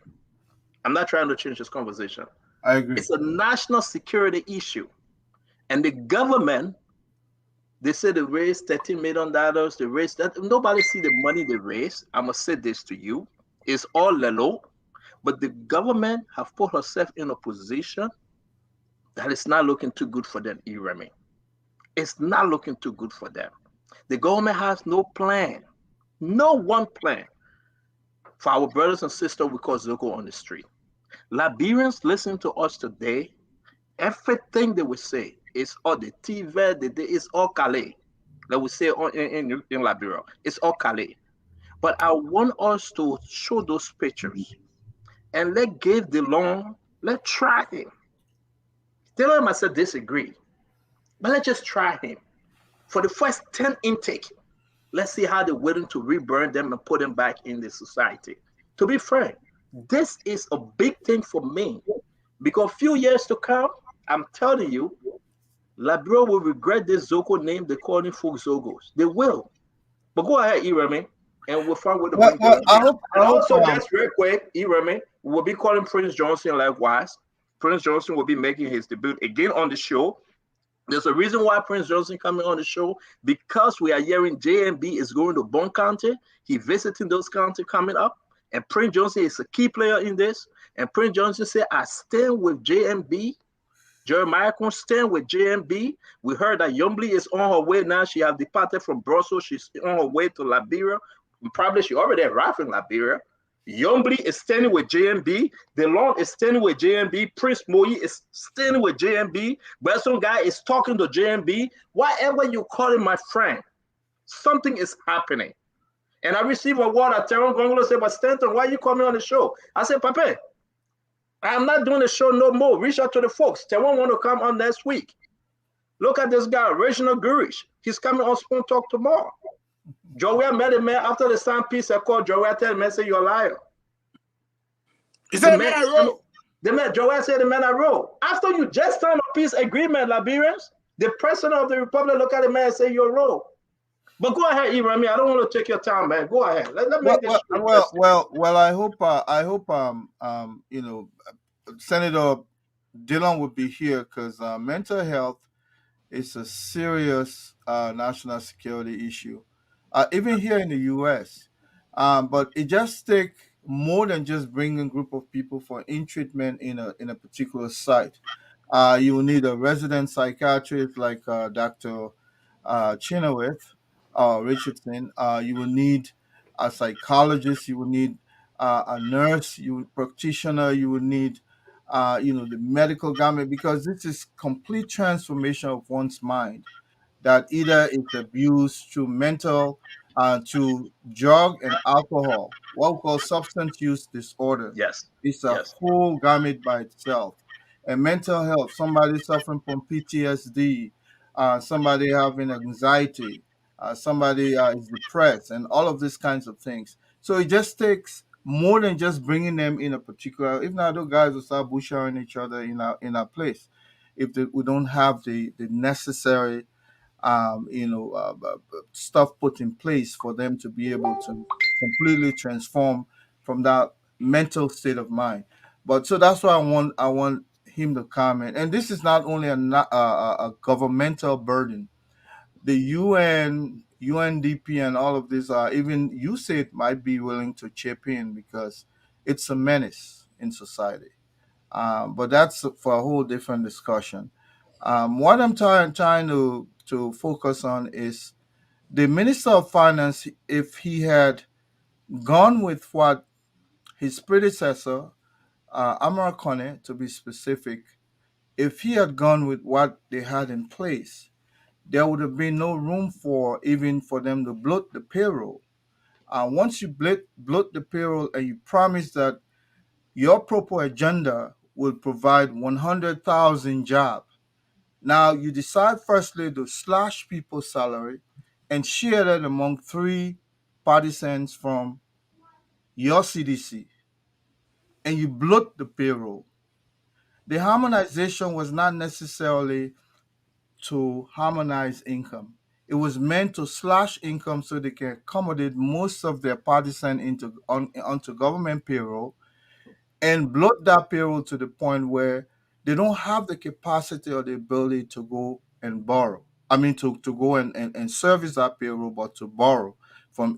So all of this borrowing have come up now to catch up with them. But now the money they have, they either spend it on election or they pay salary. If this man had followed what his predecessor had there is something called HRMIS. It was there to make sure that a government employee is not hired to in two different agencies. You go on this side, my name is Joe Flomo. You go on this side, I'm Peter Flomo. The same guy, double dipping. The HRMIS was intended through civil service to capture that. All that is in place. There are so many ghost payrolls. People there, they probably not even on the job. That's one. And then there's also something called IFMIS. That has to do with the information system that was put in place for the Minister of Finance to work with all governmental agencies so that if somebody is trying to double dip again, they'll be able to root that person out. They will know what each individual is making. But Ibrahim, sorry to interrupt you. You know the guys that passed that in a long time. You know, Ibrahim, let me frank. You know, we shouldn't even take our energy, and what you're saying make a lot of sense. But you know, Senator covered all that. He buried it. He buried all of those things. These things were done. It's a calculated move that was done. Everything you're saying is in place. IMF only agreed to these things because they presented it well, but the implementation was wrong. And the guys then deduct the whole, they bury it because the agenda was wrong. So I don't want us to waste our time. And I hope they were to reach out to you and ask you for this advice prior, Remy. You guys have passed that. We got bucks. Listen, in 3 days, we'll be having 6 more months to election. In 3 days. No. What I'm trying to say is they are not going to be able to service payroll because you know what? You can't borrow your way to pay to servicing payroll. Leo will know that. You can't borrow your way to service. There must be a revenue base, and you match that revenue base based on your employee. Some of us who Why do you think the guys they're collecting money? Why do you think they're borrowing? Why do you think they're actually the banking around? Because What the do you money think they're the guys? collecting now, What do you think the guy will say? We have $800 million budget, but they will go to Kuwait, they will go to AEU to borrow $5 million, $10 million, hustling. It's D-hole and cover hole. You hear me? exactly. It's D-hole and cover hole. Something Liberians are missing, Leo. Something Liberians are missing. These guys they come with a big budget. The lawmakers sign on to them, right? They put it in, they make it and turn it into law. But guess what happened? They get an empty basket. And then they begin to go around to hustle. And that's exactly what happening. They have an empty basket. They cannot tell you what is in the basket because there's nothing. Now they begin to collect from Dr. Richardson, send me $5 million. They begin to collect from Eugene Fagon, send me $10, send me $20, Leo. For every month, they do pay as you go. It's a pay. The government is on CEPE. Liberal people understand what they call CEPE. They do pay as you go. They have nothing. And that's why you want to do another. That's why you want to do another 6 years. No, that's the meaning of budget forecasting. But you must know exactly what your revenue base is, your strength. Correct. You understand? What do I depend on to say I will raise about $800 million in the course of 12 calendar months, a year. You understand? In 12 months, I'll collect 800 million, and out of this, 30% will go towards servicing payroll. Right. You understand? And then the rest will go towards servicing debt, servicing this, servicing that. But great. I mean, you would think there would be questions. Those would be questions that the legislature will be asking. They'll tell you that the American way, and not the Liberian way. So they'll be asking about all of this money that you're telling us that you're going to appropriate to these different agencies. Where are you getting the money from? Exactly. And exactly. So the chaos is going to come out because they run short. They can't go to even if they go there now to get some money, they won't keep it towards the elections. But definitely that's what is of priority to them. I don't think post civil servants. I'm sorry, Irami. I'm sorry, Leo. I know you want to come up, but we have the senator on. Can we take him now? Yes, Senator. He coming by phone. You know what's going on. We have Senator Dillon on, folks. And Irami, I don't mean to cut you off, but the guys are running by time. Then from there, we'll be going to Senator Prince Yedu Johnson. And actually, JMB is in Bond County right now as we speak. They are moving forward. So let me bring in the Honorable Senator A.B. James Brown, Dar es Salaam. Senator Dillon. Opa, how are you? Yeah, only time you call me Opa, I call you James Brown. I'm hanging. How you doing? God is good. God is good. Thank you, Senator. How you doing? I got you live. Let's talk about and sorry, I'm not taking the show from Dr. Richardson. No, Dr. Richardson, we got Senator Dillon on, Eugene Fagon is on, Leo Napolo Johnson, and the retired Colonel E. Remy Gray. Let's talk about your project. You started this project. So let me say good evening, good afternoon to all of the panelists, Fagon, Dr. Richardson. E. Remy Gray and I got some relations. I mean, how you doing? Let me say good evening to all of you and good day to your listeners home and abroad. Thank you very much, Delon. We have some pictures that you sent this phone team talking about this project you started a long time, and it's so interesting to know that you guys now beginning to take patience and to fulfill such a dream. I couldn't explain it better. No one on set could explain it better. So we asked you to come and join. Do you talk about this project? The end game right now, the end game. You begin to take in patience. Talk to us. Well, God is good. God is just so good. We are so elated. We are happy that when we started off our senatorial campaign, one of the things we promised our people was to shed the light on the dark spots in the country. And one of the things that we saw that is dark in the country is the growing population of our citizens that have been neglected, abandoned. We call quote-unquote Zogo. Some people say disadvantaged youth. Some people say at-risk youth. Whatever it is, our citizens in the population that is vulnerable, abandoned, neglected, and they are left to drugs. They are addicted to drugs, substance abuse. And it's troubling. It is a view that this population is growing and it will hurt.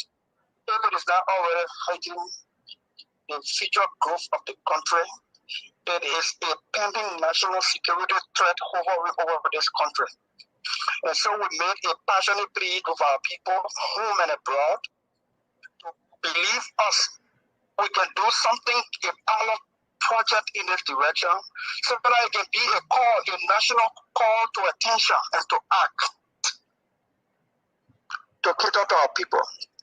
It has been long coming. Initially, when we built this place, all of the passion that we came with, we built it admittedly and unfortunately without professional advice.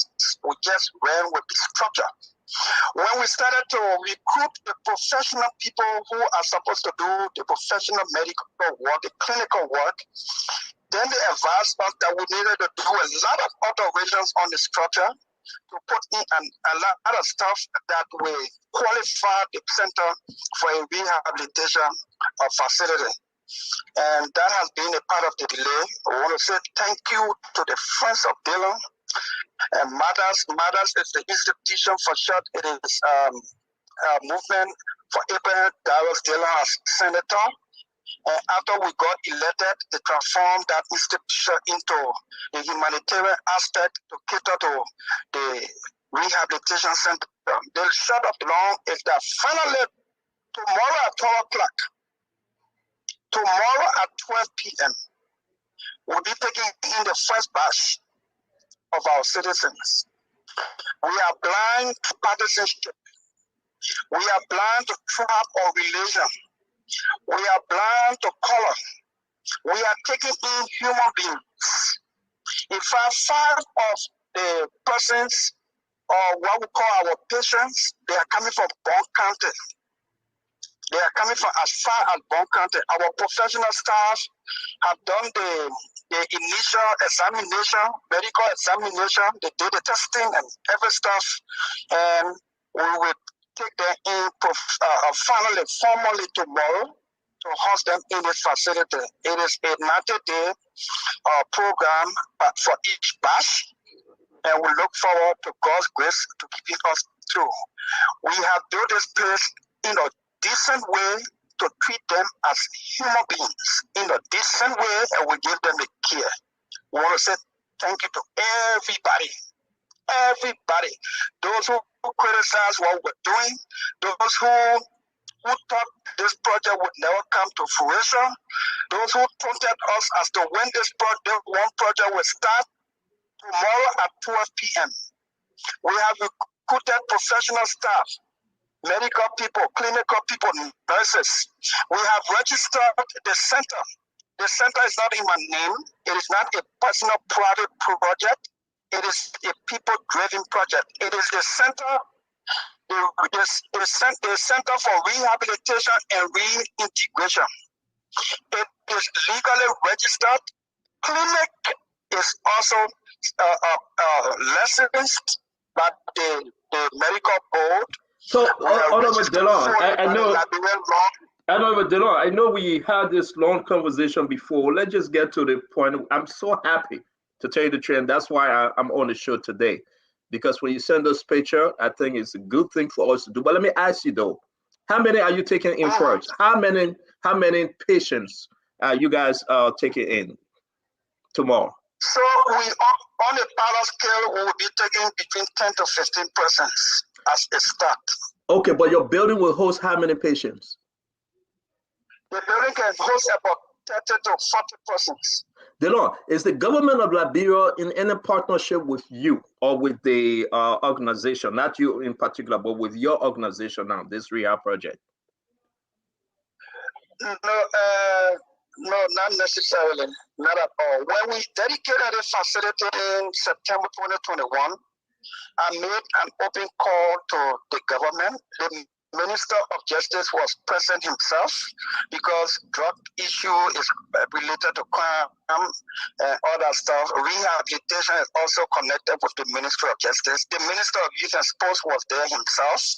The Vice President of Liberia herself was there, Joanne Howard Taylor. The Health Ministry was represented by the head of the Mental Health Department. The World Health Organization and other international institutions were there. When I made the open commitment that if the government sees this fit, that it wants to take charge of this place, it was not intended for our political personal glory. It was intended to shed the light on this segment of our society. And if the government sees the need to want to take charge of this place, we are open. You always say that. Beautiful. You always say that. But have they made any contribution? No contribution. No contribution. Some people have suggested that we should find funding for this place, subsidy for this place through the budget. I thought it would serve a wrong conflict of interest. I'm a senator and I too work on the budget. I debate on the budget. I vote on the budget, whether my vote is yes or no. I thought taking money from the government to subsidize this place, while I'm a senator voting on the budget, will border around conflict of interest.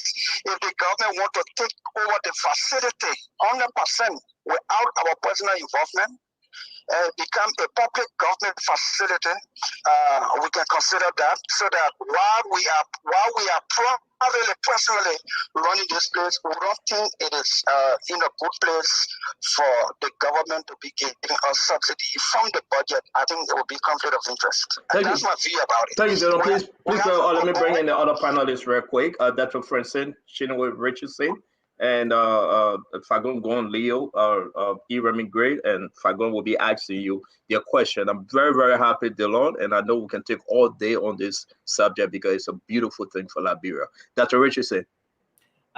Senator, thank you for starting this initiative to address the mental health and substance abuse issues in our country. My concern and question to you is, how do you intend to fund the program, considering that a treatment milieu for mental health and substance abuse can be very, very expensive in order to have a successful outcome? So I just wanted to hear your thoughts about how you intend to fund the program. Thank you, Dr. Richardson. Where there is a will, there's a way. You recall that I initially said that I was given $3,000 back from my salary to Monserrado County through a county council that I had constituted to do some little intervention in the county. Since September 21, 2021, when we first dedicated this facility, I made it public that $3,000 will be redirected to help sustain the facility. We have a board. And most of the board members are members of the diaspora, the Friends of Dylan and Mothers. We are registered formally and officially in the U.S. under the category of what you call 510C something. And we're looking to goodwill. We're looking toward goodwill to help sustain this place. We believe strongly that there are a lot of goodwill that will come, because this is a selfless initiative. This is people-driven initiative. Forget about Darius Dillon initiating this. It is a people-driven thing, and it is you, the people, who put your money together, added to ours, that has got us this far. And where we are, there is no turning back.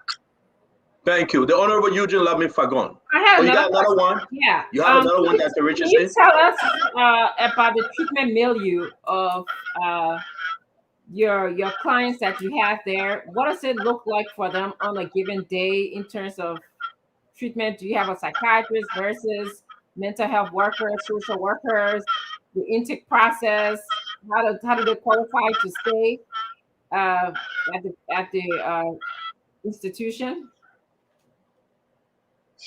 Yeah, so we have all of these professional people there. We have psychiatrists, we have medical people, we have nurses, we have clinicians, we have a clinic in the compound that do medical testing to see the degree of what they have, what is troubling them, or what are other illnesses.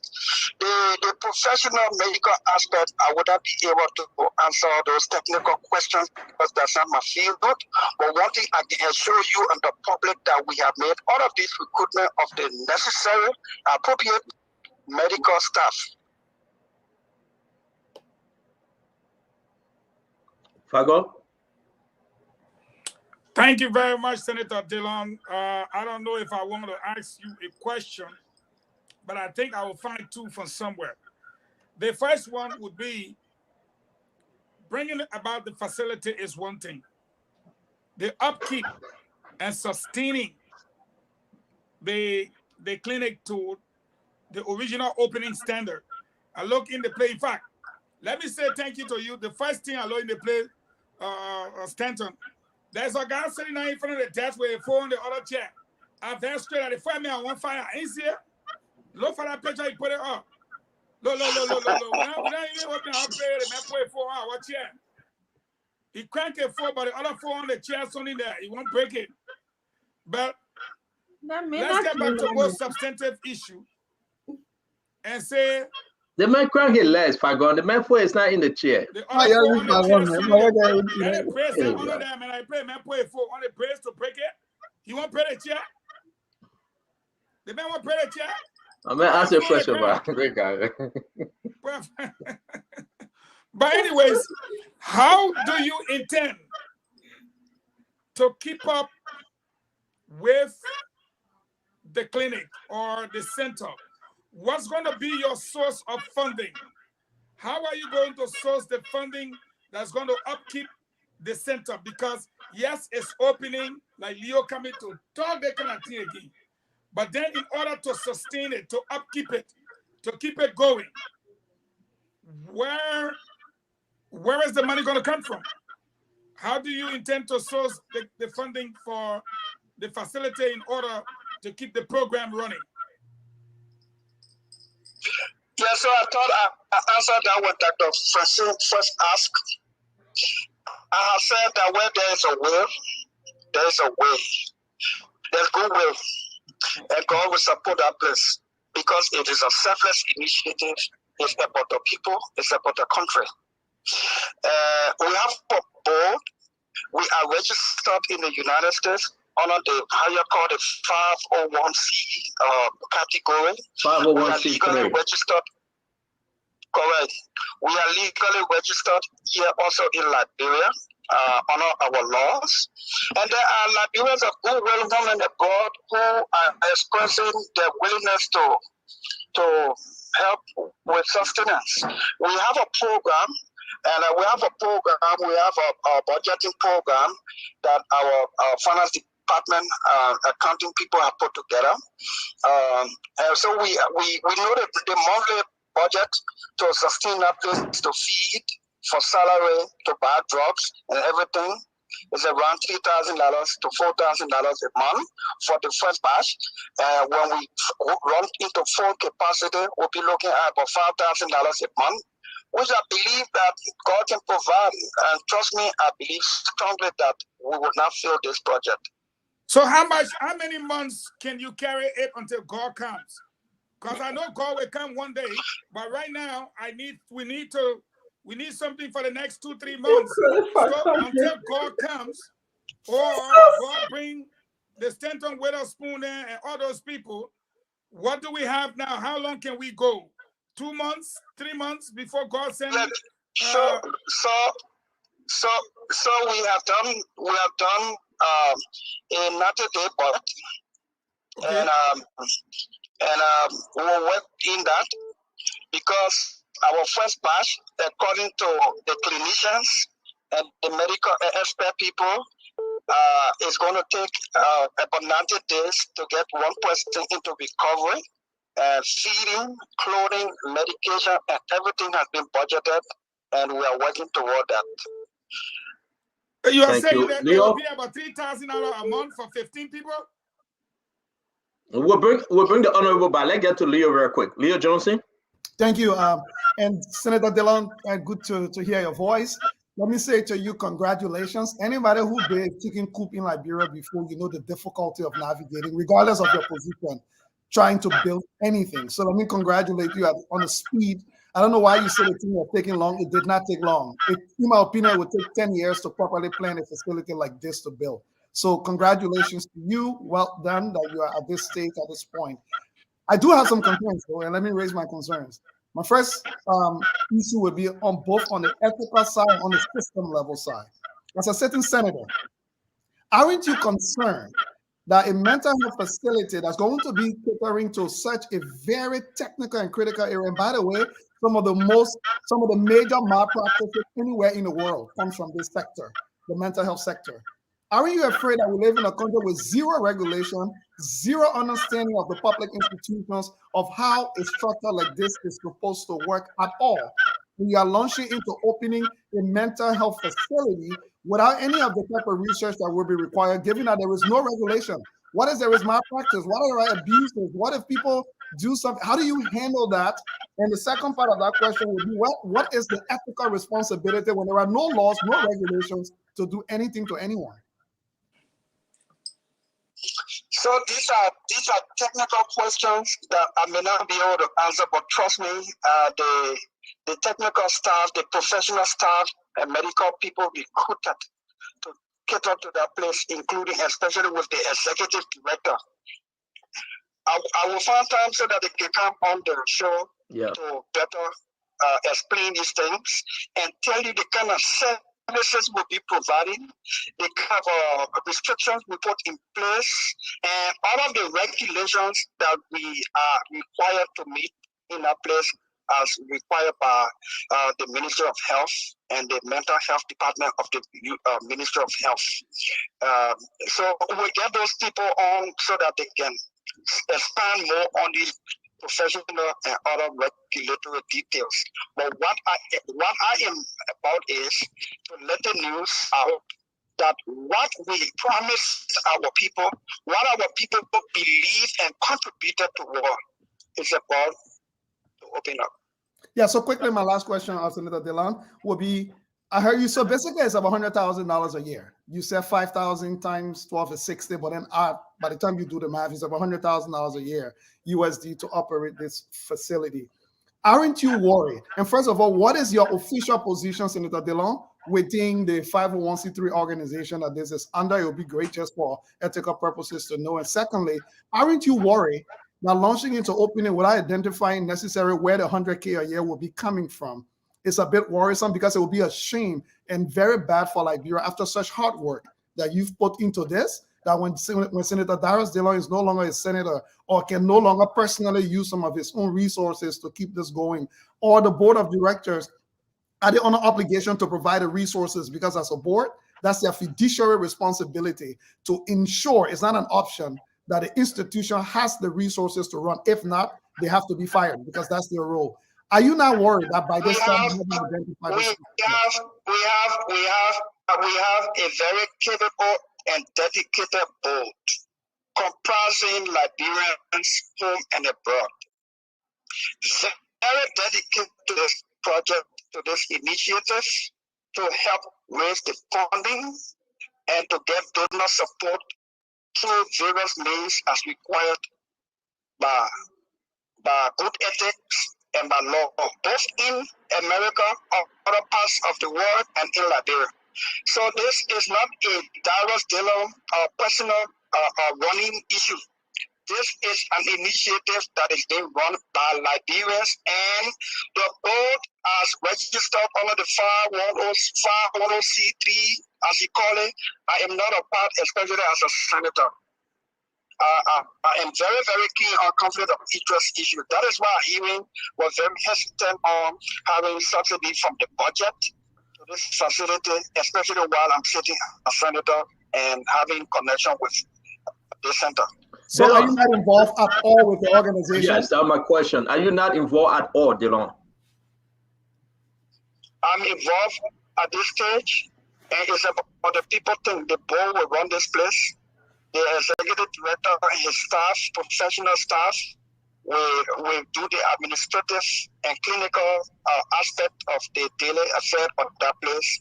The source of funding to sustain that place will be done by the board. So what's your position? What's your role? What's your position? To be very transparent tonight, you talk about the board, you talk about the staff, you talk about the clinicians, you talk about everything. But what's Delon's position now? Since you are now taking inpatient. Dallas Dillon is a founding member of the board. I'm not the chairman, I'm not the secretary. I have to start this. This is a baby that we give birth to, and we don't just leave it at the initial stage. We got to get it on its footing, and then the future will decide. Let's take Iremi Gray. He's the last for tonight. But I want to say Saint Pade say thank you very much. He's one of our constant follower, but he also asking you, can you please again, before Iremi come and tell the folks, do you have mental health lesson to operate? These are some of the questions they are asking. Maybe they miss your answer. Can you please go back before we get in, Iremi? Yeah, we have. We were licensed by the medical board, and we got all the necessary documents, both from the Ministry of Health, and we got the business registration from the Liberia Business Association, and we got our 503 document from the United States. Thank you. Iremi, take us home with Delon, please. Of course, Senator Dillon, I have no doubt that if this center is well run, you will have funding, because mental health issue is a human right issue, and especially if you're tying to any U.S. Agency through your 501c3, they will even help to scout for funding for you. That is different. The British initiative of USAID as well as USAID itself in Liberia. So once you start the initiative, it will definitely gain momentum. But I'm also concerned about, you talk about 90 days per healing one person. Firstly, the very first assessment that can be done to determine the person's psychological disposition is called a DA. It's called diagnostic analysis. It's just like your car. You took it to the mechanic, and they put it in the drive, and then determine that there's something wrong with the cylinder head gasket. Until they fix it, the car will be overheating. That's how it is. That process itself can go up to 30 days. Then there's additional something called the functional assessment. What is impacting this person from functioning as a normal human being? It's called the FA. And then there's something called individual treatment plan. All of this, by the time you're done with them to determine what plan we're going to adapt for this person to heal out of their mental health, there is an in-treatment, which is you concern an inpatient sector, then there's an outpatient. I mean, when you leave that facility, you're supposed to continue so that you don't go back. You understand? Into mental health status, because mental health can go for a long time with one person. So I'm concerned with the timeline you've given there. It's like it's cosmetic. You just bring the person in, and you think that by taking them out of that environment for 90 days, they're fine, and they can go. You can say, go now home. You're well, and then don't come back here. And so it's normally probably going to get worse after that. But tell me if there's any after treatment after that 90 days, my brother. So as I said, all of these technical details, professional expert details you are all learning will be discussed the professional people that we have recruited and hired to run that place. I am not the one to speak to those aspects, so I'm not going to fool myself to even give you any answer in that direction, especially right now with all the medical complication stuff that you are talking about. One thing I know is that there have been some examinations done on recruiting the first batch of people. Some clinical examinations have been done, our people. And so we get them all so that they can give you the kind of answer, and you can also even help by your knowledge. We welcome everybody to volunteer either by Zoom. That is, we put the system out there. People can help by Zoom. And when you come home for a day or two, you want to pass by to give your little knowledge and expertise. It is for everybody. We just took the initiative to do something so that it can create the national awareness that something must be done about this segment of our people. And we just give God the glory that we are where we are today.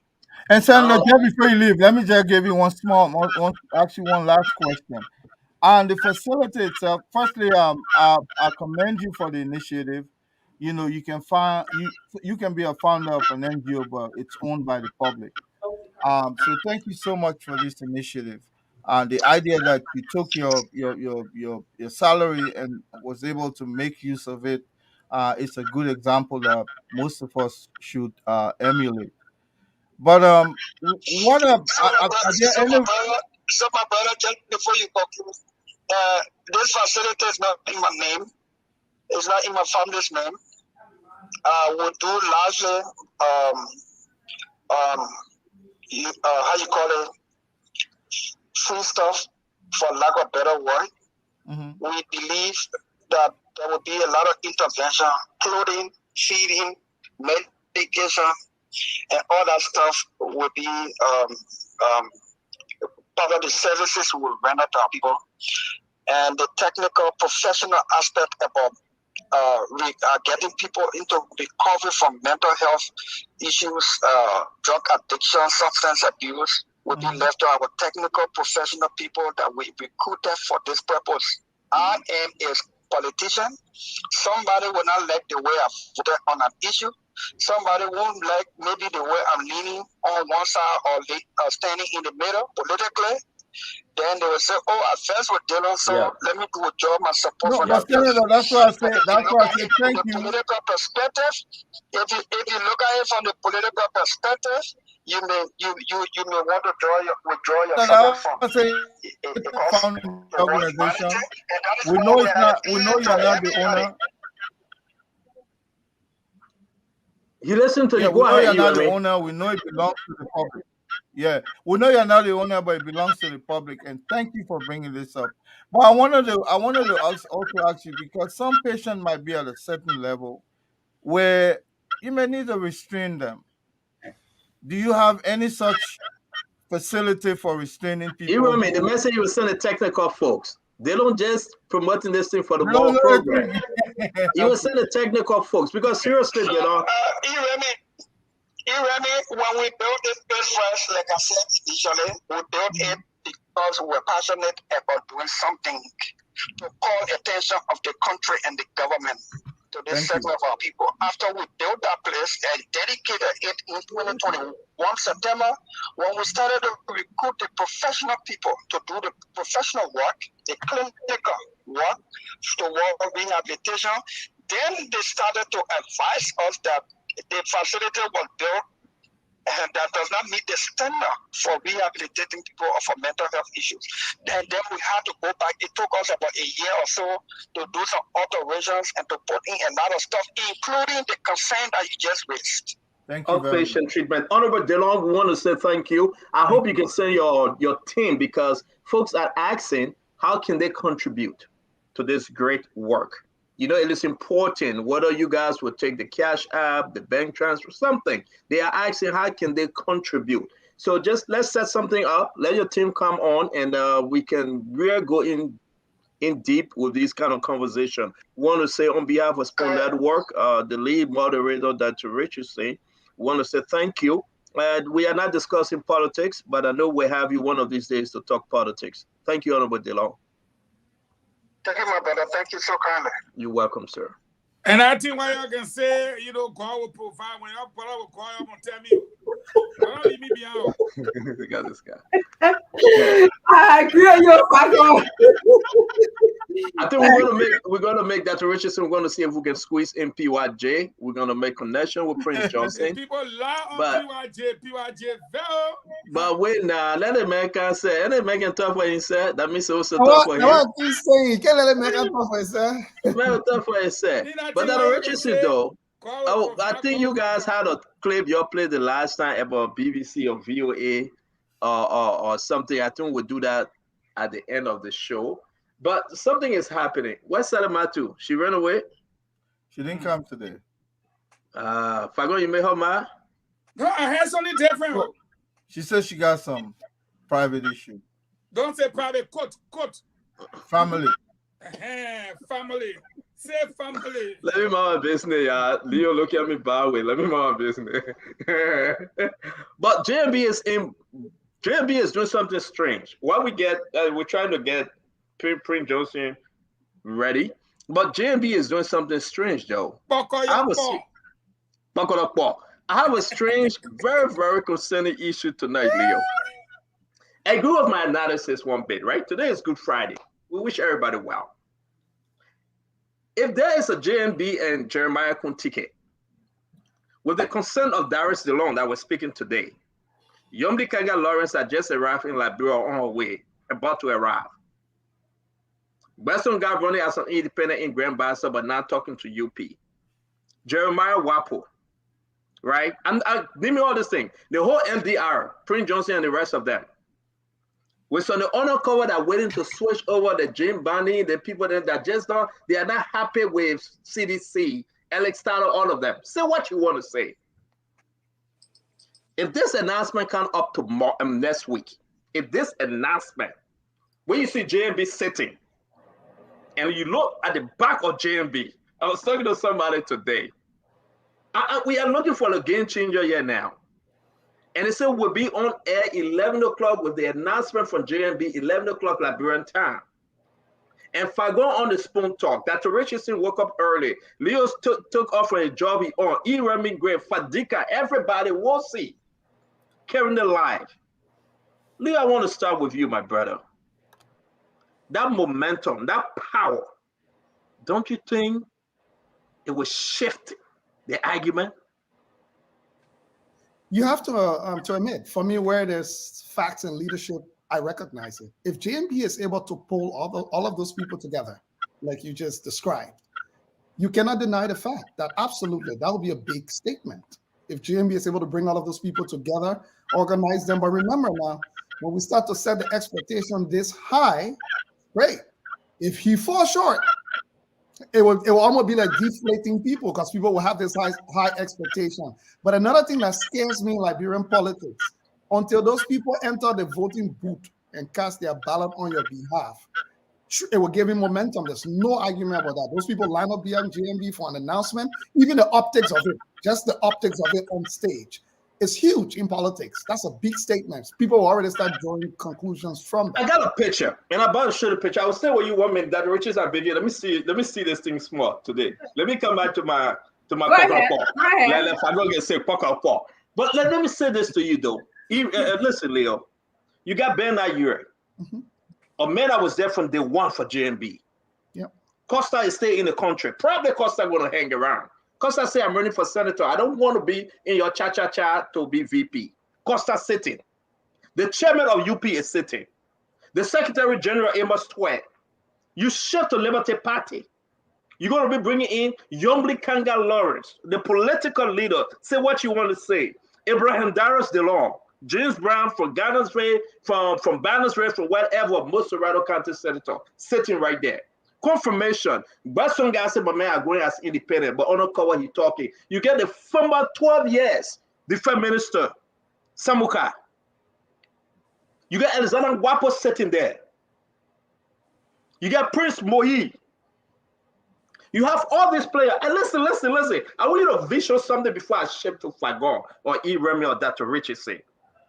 You are an independent right now, like myself on the show, Leo. Talk about the optic. Say what you want to say. You think this will really put CDC in Zille today? Yes. Let's use perfect keyword. If we will really shake them to see that changes. Something is the Liberian people watching this new establishment. I want you to go deeper into this. It should strike fear down your spines. There's no two ways about it. If JMB, because first of all, the names that you're calling are difficult names to uphold in a room and get an agreement if you name one person. So if JMB is able to find a way to pull all of these people together, I can tell you that even the optics, let's forget about what may happen. You know, whether they will go campaign or not campaign, let's forget that part. Just the optics of it in any political arena in the world, not just in Liberia, sends a very serious statement. And I will be honest with you, yes, it will. The one thing that I would like to go back to history on as my caveat, when JMB was running 2017, the entire legislature signed a communique, announced publicly that they were support. In fact, it actually got him the momentum as well. When that happened, a lot of people were chattering. If all these people go to their counties and actually campaign for JMB, I will interrupt you. Go ahead. You had a brand new candidate called Goodrich-Weah. Yep. All right. You had a candidate that the people had that were coming with hope for change. You had Eugene Fagon. You have Eugene Fagon running his mouth. You have Henry Costa as a dead man walking. We can go down the line. But now that candidate now, it's not brand new no more. That is true. The difference. So let me move on to Remy Gray. I want to keep Fagon for before last. you go quickly, the difference there is Goodrich-Weah was running on his third time. So he wasn't a brand new candidate. But go ahead. No. For the presidency, with that kind of message and the momentum, the Liberian people needed to see somebody new. Because Joseph Yima Bouaka was still under Madame Sali for 12 years. So they believe that this new brand, Kid on the Block, is about to bring transformation. He about to bring electricity in the country. He about to bring clean drinking water, better education. That's what the Liberian people say.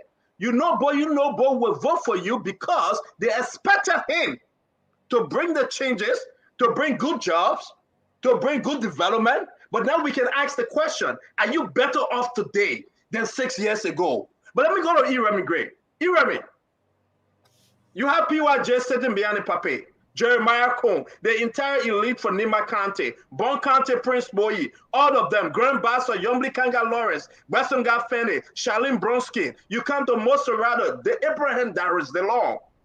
You got Yeke Koduba. Say what you want to say. You got Costa. You got the gentleman you have on the show, Wilma Smith, Wilma Pay. You have him. You have all of them. Go down the line. Is it a game changer? I don't want you to tell me about ANC. We'll come to comments later. But is this a game changer? Is this something Liberia is yearning for right now? So we cannot have our comments and JMB. Talk to me. Well, you don't talk to me, my brother. You have your turn. The only thing I will tell you is anything that seeks to exclude Cummins, number one, will not, or the ANC or the collaborating political party will not get my support. I'm a brainchild behind the Alternative National Congress. It's like my baby. So therefore, if it's not in the game, I mean, that's one game changer for me. You got 10 seconds. That won't game No, you don't. That one game changer for me because definitely I'm going to throw my support behind the CPP. But anything that exclude Alexander Cummins, it may not be maybe substantial to win an election by himself, but is also a variable within our body politic for now. So what I'm hearing is that they will do everything to exclude him. So that spells like 2017, where can I hold you for a minute? Can I hold you for a minute, Remy? What are you saying they would do everything to exclude him, though? He has the CPP.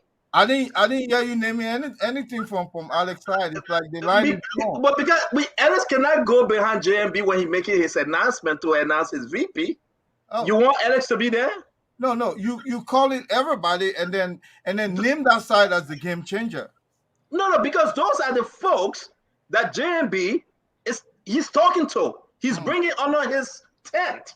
You want JMB to invite Alex for the ceremony? I think that UP camp will be happy to invite Alex.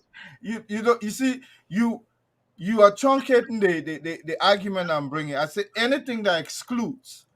I don't say invite him into his ceremony. He's not inviting those others into his ceremony. He's inviting them into his campaign to be part of. And you are also citing Senator Prince Johnson. You understand? But let me tell you something. Sometimes the side that you think is not wholesome enough can be the substantial part to unify the whole. And I think in this thing, some of us believe that any ticket that excludes the CCP or CPP and probably particularly Cummins could be a question mark. Remember 2017, after that post-mortem, after that run-up, who are they blaming? They were blaming Mr. Cummins for not declaring he shared a vote. Yeah, for not outrightly supporting JMB.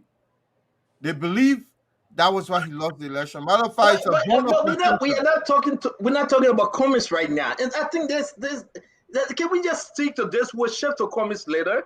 I know you want to make the Cummins argument, but we are looking at everything. I saw Fadika coming in, but he ran away again. But can we stick to this? Because it's 6:26. It is important for us to stick to this.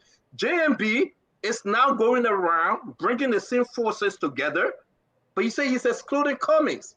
Cummins can be part of UP today. They will be happy. No, I smell that degree of arrogance. That I'm going to go forward with this. I'm going to exclude those other people, and we will win this. I'm telling you, let's grab the bull by the horn.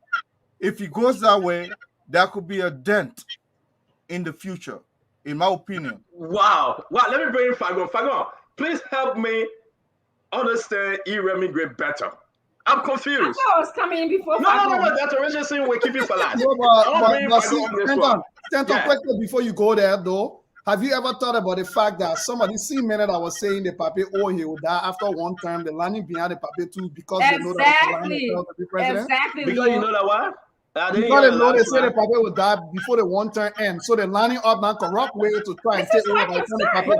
But let me break it fast. I don't want to answer that question because I think you guys. But Dr. Richardson, it's not your turn now, Mama. We'll come to you, Mama. We'll keep you for last. Fagon. She's a moderator, man. Give it to her, man. I texted the woman in the back. She said, I'm going to handle the show back. I get the show. I texted the woman, now you want us to tell our secret in the bag again? The woman said, carry on, stand up. I want to be last. Let Fagon be last. Oh, you want to be last? Fagon be last. No problem. That's what Richardson. Why are you now asking for Cummins to be part of the team and say beyond Jose Yimabwaka? When you should have been sitting beside Jose Yimabwaka, you all said no. Now Jose Yimabwaka is doing his own collaboration. You say why he not sitting there? Jose Yimabwaka said, "Yeah, your seat, Cummins. Let your seat." No, Jose Yimabwaka didn't say that. No. You brought it up. Jose Yimabwaka said, "Alex." Ambassador did not say that. I beg you, E-Remy.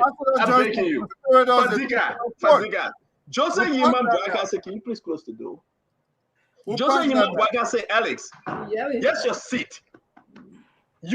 My name, you gave it to your son. He's my nephew. We have that relationship. Set them by me. Let's redeem the Liberian people. Y'all said no. Now you're asking Jose Yimabwaka to put Alex in the back. I'm confused. Come on, man. Listen, go ahead, do your thing. You know, to me, let's open the phone line. Let's ask the Liberian people. What you want? Why ANC rather The woman said that. The woman said that. The woman said So that. I want to go to your original picture that you are peeling. Y'all be less than to be getting under your skin and pressing your The woman button. said that. The woman said that. So the picture you're peeling about all of these senators who are currently in government, Yombly, Dillon, Prince Moi, they all will be lined up behind the vice president. My question is we just putting like, old wine in new bottle. Is this what we are trying to tell the Liberian people? Let's make the optics look well.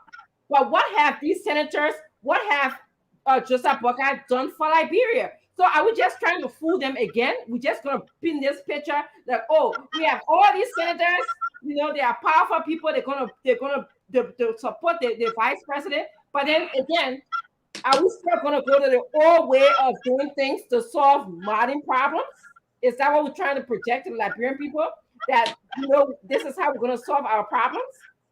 But they have to that money. Fago, don't do it. Fago, don't do it. Let the woman finish. I'm begging you. Let the woman finish. I'm done. Yes. Fago, something is happening. We got to call Dino again. I'm not going to be like saying the word. I know that I got to now go to that rehab center. I'm confused, Liberians. These are the very people. I'm confused. That you're taking Yomi, you're taking Prince Moi, you're taking These are the very people that said commission set by Joseph Yima Boakai to be running mate. Now you're taking a conversation. So but the Joseph Boakai ever offer Kumi a running mate offer? I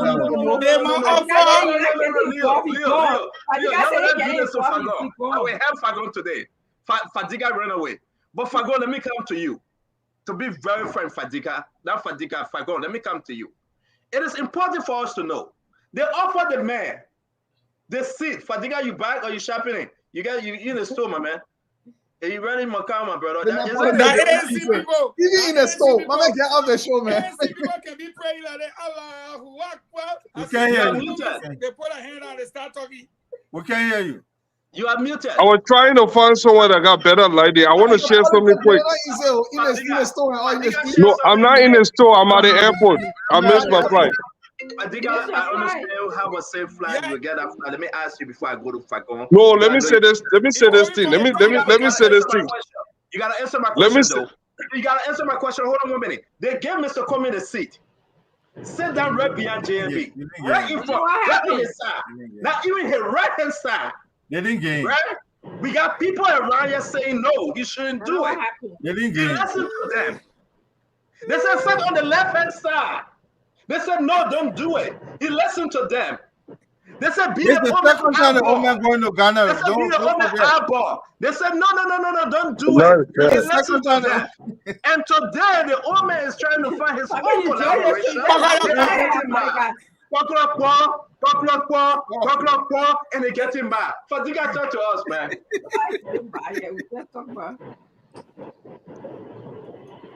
Fadiga, talk to us, man.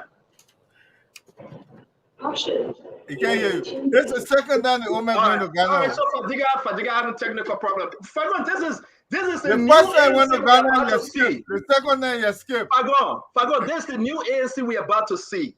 Now it will be the argument that JMB forgot ABC. Can you believe that, Liberian? But talk to me, Fagon. You know, the most funny thing here is Dr. Francis Sanajara, when you go play freetown ball and you taking all the players and Dr. Francis, you taking a normally there, you taking a oh, that thing I choosing you. No, but that's how I was trying to say. I was trying to say you guys are taking all of these people who have been in government, but have not, including the people who say the men are walking dead. Yes, these people who are in walking dead. We are not saying that production in government, but yet we're trying to fool the Liberian people. We're trying to say that optics going to look nice because we are lining up these senators behind the vice president. So we want the optics to look nice so we can fool the Liberian people and say, oh, we got all of this support. You want eating your time, oh. No, you gotta talk. The woman eating your time, you gotta talk. The woman eating my time. They put one on the feet to play. Freetown ball want to move. 50 people on their feet. They say, One goal you out. They said JMB ran away from the primary. That's stupid. So y'all just y'all go line. Y'all think y'all just go line to pass up and then say, oh, it's out, game out. No, like their people will vote. They will vote for me. But that's now. Why y'all scared of that team? That team will land on y'all. They say everybody must choose. Freetown ball want to move. Look at the way Remy Gray lay here because he don't want to come and talk. Yeah. Cummins went on one side. Journalistic went on one side. JMB went on one side. They said, Journalistic choose. Journalistic said, I choose Joel. They said, Cummins choose. Cummins said, no, let JMB choose. JMB said, okay, I will choose. I choose Doubly. They said, Cummins choose. He said, I choose Louis Brown. They said, okay, Joel said, I won't play again. I'm moving from that. One of y'all two more play. They said, Cummins choose. Cummins lower around and say, he choose Martin Colette. Papa lower around and say, I choose Jeremiah Kuhn. They said, Cummins, go ahead, choose. He said, I choose Yakula. JMB turned around and said, I choose PYJ. And they said, go ahead, choose. The man said, I choose Dr. Francine. They said, PYJ, go ahead, choose. The man said, I choose Henry Toba. But all the bad people that when they put JMB can choose. They put all the crisscross every day. But you see, Leo, you wrong, bro. No, by the way, that's Fagon finish. The game coming start now. Dr. Francine and yelling. Why you tell the coup player? Why you tell the coup player? Then the papa say, okay, let's forget it. Let's leave Freetown ball. Let two all join together. You be my vice captain. I'll be the captain of the team. No. We don't want it. They said they don't want it. That's false. That was never said. The Papa ran away from primary. Yeah, well, Leo, get a mentor, man, Leo. Leo, now you bury library, oh. In library, they gotta be quiet. Library gotta be quiet. Please, no, Leo Victor. Oh, he said Leo Victor. They said, oh. Minister Fagon, go ahead, finish your thought. Can't be vice captain. They see Leo man was saying, they say over there, they ballet. If I don't go to if I where Francine but she can say, you sort of say, begin, chat take it, yeah, and then other Papa will stay in the background. Oh, time for the quiet Yakula said she can be drinking coffee, set they pass her nose. She will never accept it. The kind of Dr. Francine said the man I'm running to be vice president. The man must be president. That last day, Remy Gray said they think the numbers in fit. Yeah, just forget it. But what I'm trying to say here is this. The optics you are talking about is this. You go, I'm talking about Benina Yure or Losoni Kamara or Jeremiah Wapo. They're not the part talking about. Just look at the list. The main training team. Steve Zako. I'll say Steve Zako, just say Senator. Senator. If I call any name, just say Senator. Okay. Steve Zako. Senator. Vani Shemo. Senator. Marie Setuma. Senator. Henry Toba. Senator. Prince Moi. Senator Bon. Darius Delon. Moserado. Emmanuel Nukwe. Mike Givey. Jim Tenapo. Hey, Jimmy. Nyomli Kanga. Hey, grandmaster in the house. Jonathan Kaipe. Agustin Che. Commander Wisa. Hey, Nande. Jonathan Sebwe. Nande, I thought Jonathan Sebwe like ANC man. You're not ANC man, say independent sit down. But yeah, what kind of about can Fagon do a show? I take they're trying to pull us that bring people. Now, those people, the people that even sitting now in the second row, all the people are their name beside Nyomli, who is a political leader. All of them. The same name 17 The last election at 17 senators. I will say this to you. No, wait. Listen, guys. Yeah, if I go finish. Let me close. The thing we're looking at so now. Well, y'all said that y'all won't go, everybody will play. And the papa said, okay, I just moving Pogoyokpo. After now, Papa not get sportsman, he not get PR man. He don't come outside, he don't talk. He not all around the place. The papa just go with Pogoyokpo. How can the people then who get the millions with all the Mercedes Jeep, the Land Cruiser pickup, all the kind of PP car in, Papa, we can't even see the man moving. I'm gonna talk for more than 2 minutes. That's what you know. The question you have to answer your question simple. The people say you should please talk to JMB Stanton. They are begging you not to talk to Stanton because I mean to Cummins. First, Papa said Cummins must sit down on your left hand side, which is close to a heart. Cummins said no. Sit down on my right hand side, so you can be my right hand man. Cummins said no. The Papa told Cummins say, "Come in front of me so you can be my eyeball." Cummins said no. Cummins people now begging you. They say you must please call JMB. Listen. Fagon. Let me say this to you, and let me say this openly. I'm waiting to see you call me VP. When I see you call me VP, and I know JMB VP, I will come on the show and get my announcement as to who I support. Cummins, Dini, Fagon. Send Fagon, get all the players that you call. But Leo, I will say this. I've been saying this from day one. No, Cummins speaking Remy Gray, Dr. Francine Chinwe Richard Singh, Abraham Richard Singh, Yasendi, my sister, that on our live feed now posting, and all of them, I think they will one day realize they made a mistake.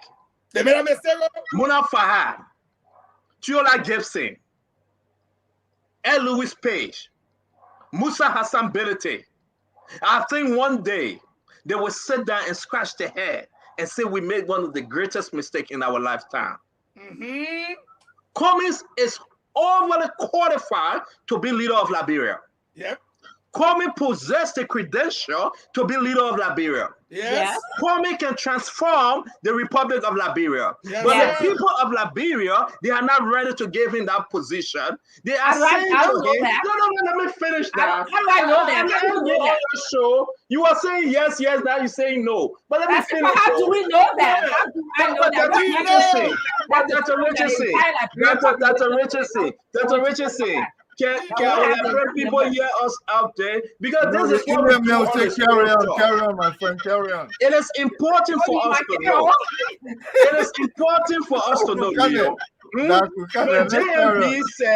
When JMB said on Spoon Talk, I have the greatest respect for Alex. When JMB said on Spoon Talk, I can say this to anybody. Let me say this today. Let me give you this breaking news. JMB is man of wisdom. So is Alexander Cummins. But if Mr. Cummins were to take the courage and have a one-on-one with JMB and ask JMB, what you like me to do? I'm here, let's serve the Liberian people. Liberia today was going to be redeemed. I'm not saying go back to be vice president. That's not what I'm saying. How can we get to a place to redeem Liberia? You remember when we were talking about Yombly, when we were talking about Ure, when we were talking about Prince Moyi? JMB was right there doing paklapo. He was right there eating a fried donut. The papa let a fried donut, the one I can't eat. The one I can say in Wawa again, ate that to Richardson. No. He like that fried donut. And that papa eat 2 and 3 of that fried donut and drink his tea in the night. He quiet. You can call JMB or we'll talk 3-4 hours. I tell you why. But my folks need to understand they have made one of the greatest error in their lifetime. And if you have, I will close on this, guys. Liberians, by next week, our country will be to a place to have a 360-degree change. When the announcement is made, whether JMB or Ellis Cummins, Liberia will see light at the tunnel. Because the question one way asks, are you better off today than 5-6 years ago? Are you better off today? Have Joshua served you right? That would be the question. Well, let me ask you. Has Joshua done everything for you that you can put your hand up and say, I love being on Liberians. I'm going back home. I will stay home. My children will go to the University of Liberia. My children will go get the education from Liberia. We will pay what we need to pay. We'll get good job, good salary, everything. Are you better off today? Get vexed with Madam Salif. She set a place in Liberia that all Joshua needed to do was to follow suit. So what do you want to say about Madam Salif? Lima Omar, she said she So what you want to say? Madam Salif put the country in a place after 14 years of civil war that George Weah needed to just come in, take the king. So he brought my lying question is, But the my issue with question George Weah is that, my question listen, Dr. is, Richardson, let me end because I don't do this too much. Santa, let me ask you this. I beg you, my brother Iremi. Before you go ahead, my brother, before you end. The issue with George Weah is that instead of doing that which the Liberian people asked him to do, he went contrary. Milk. Forget about the spilled milk. So let's talk about the milk in the jar. Yeah, do my closing now. That spilled milk. Forget about the spilled milk. Let's talk about the milk in the jar.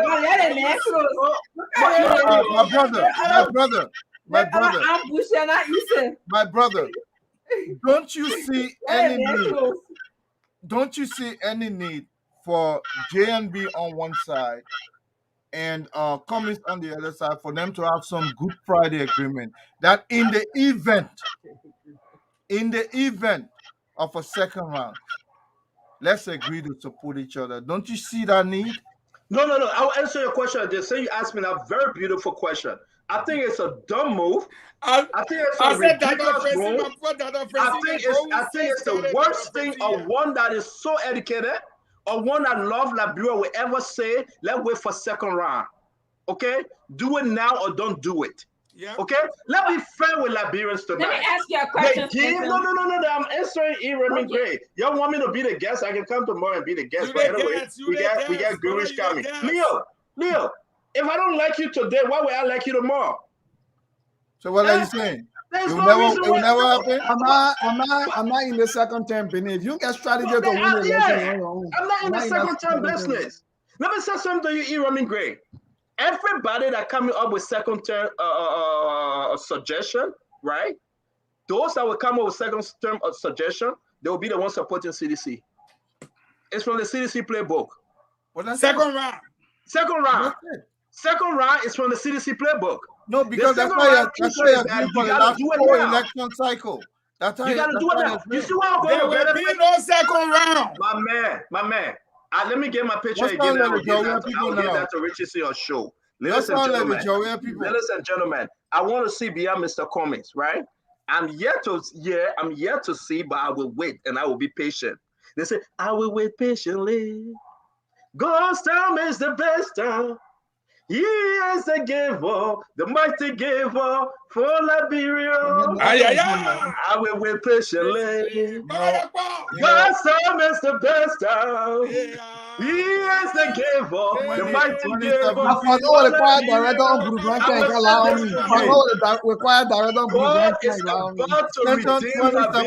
That is same tone I heard.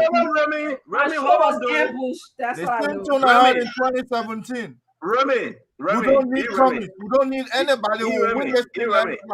I heard that too. What if Waka begging Cummings behind the scene for Cummings to be a vice president? And why he announcing it? Remy, let me say this to you and my brother Leo. Let me have my 2 points. I will listen today. If there's a Waka and Cummings ticket today, I will be flying with wings. I will be celebrating because you know I will celebrate. We will see that Liberia is about to be delivered all of George-Weah here. Y'all go and tell him. Somebody tell me, say, oh, Stendo, don't say that. George-Weah failed the Liberian people. George-Weah have failed the Liberian people. I will go to the Chinese buffet. In any way, in any shape, in any form. Let all my CDC friends get vexed with me today. With 6 months coming, Leo, George-Weah refused to make any changes. Everything is lame duck. You not get Are you kidding me? With 6 months to go, I would prefer a Bwaka and Cummings ticket, or I would prefer a Bwaka president or a Cummings president. But I will not sit here today to deceive the Liberian people. That's why this network, I'm so happy that the board have agreed. This is Liberia public radio station. The people themselves going to listen and make the decision because of what we're going through as a country, because of what we have seen for the past 6 years. That you must be a baker in your own country. You must wash people's cars before you eat. You must be a good man before they give you small back arrest. That's not why you should settle for, my fellow Liberian. Everybody know this is the truth. Ask them. If they go on the radio, they hide themselves. They pretend because they want the cateau from Summer 12. They want the 2,000, 3,000 from Summer 12. I will say this to you, my fellow Liberian. Wake up. Go and register to vote. Go and register to vote. We can say what we want to say today, but I will say this to you. It would be better for Liberia to have a new leadership than for us to continue with George Weah. George Weah has failed the Liberian people. In education, he failed the Liberian people. In healthcare, tell me, what have he done? Talk to me about the budget. Talk to me about the murder. He raised the budget. He called the people money to 45. Talk to me how people begging. Tell me, you're 9 years old standing between cars selling chew gum. Have you seen them? Those of you that travel to Liberia, selling data bread, sweet bread for data. The children should be in school. The children should be in Leo Library studying and doing research. I will be happy if we have Bwaka as a president, Comis as a president, Tewan Golo as a president, then for us to continue with George Weah. I will say this with all fear and favor. We have given George Weah enough time to change, and he refused to change. And he's been so stubborn. We do not need a leader like George Weah. We will make the case. Insult me. Say what you want to say about me. If there's a Cummings, Liberia will be better. If there's a Joseph Yiman Bwaka, Liberia will be even more better. I will say this to you, my fellow Liberian. Let them say what they want to say. Let them do what they want to do. Joe, we have my own Southeastern brother. I understand that. God bless him. World best soccer player. European best. Africa best. Liberia 0. And you want us to come on the show to talk? And you want us to come on the show to talk? You should be ashamed of yourself that you're supporting George Weah because they're giving you cateau. You know very well you cannot go to Redemption Hospital. You know very well you cannot go to JFK. You know very well. You know very well. This is about the opposition winning election. Yes, but listen, let me say that, Remy. Let me end up this. Remy, let me make my case, Remy. Let me make my case. Give me 1 minute. Remy, let me make my case, please. Give me 1 second. It is important for Liberian people to hear this. Because when we come, we try to hide ourselves. If the Liberian people agree today that George Weah will be president for the next 6 years coming, that's the Liberian people will. But let's tell the people the truth. Remy, I can disagree with you, but love you. The minister right now, I will say to you, the minister is refusing to go to Redemption Hospital because there's no medicine. They will not receive proper care. The minister is refusing to go to JFK. The director is flying all over the country. But they sending the driver, the summer 12 did. He had a car accident. He ain't went all over the country. They send the driver to Redemption Hospital. Is that the Liberia we want? Is that actually look at yourself?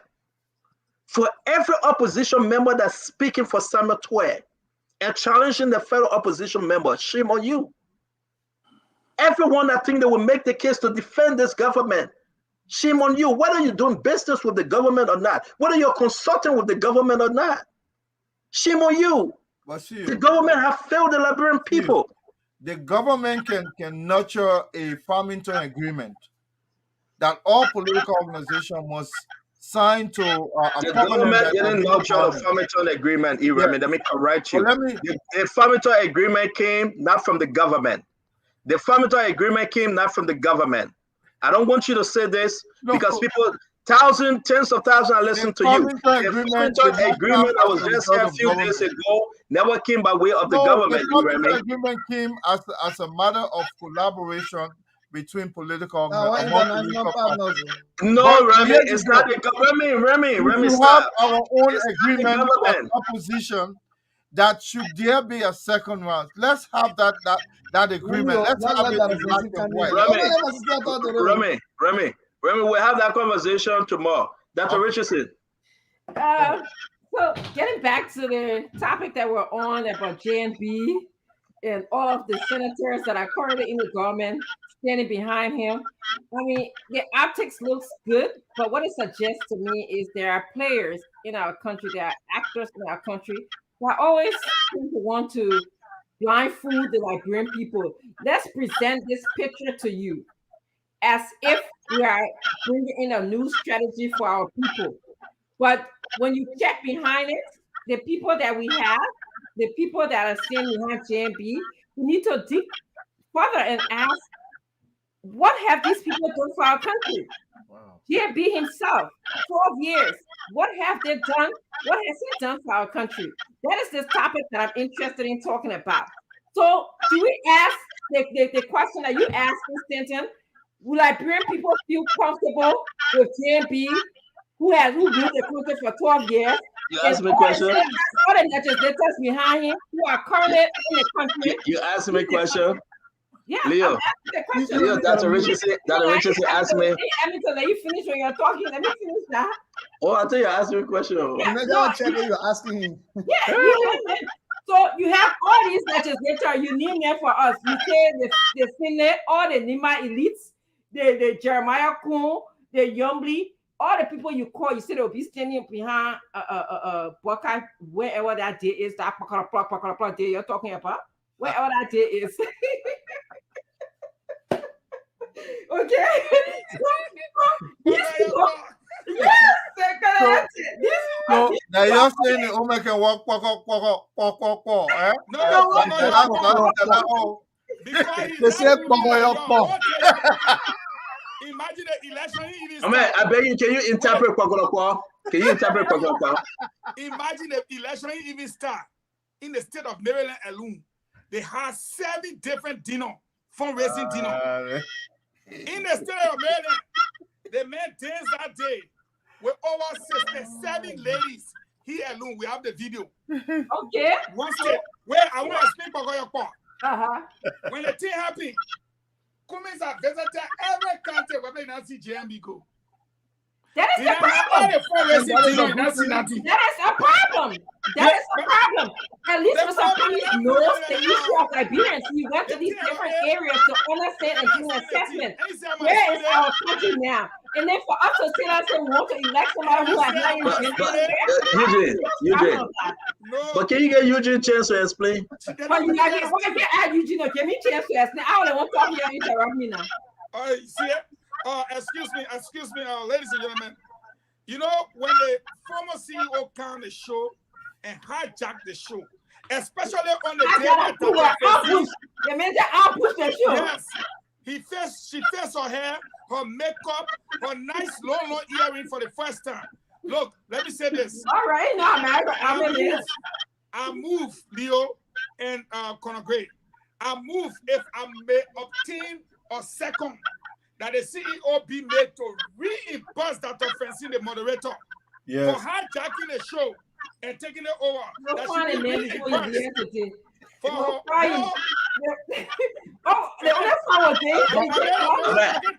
That offensive, the ones that said to kill somebody fine. So let me answer Dr. Richardson question, please, real quick. Dr. Richardson. No, the mistake. A second from Remy Gray. No, I have a second.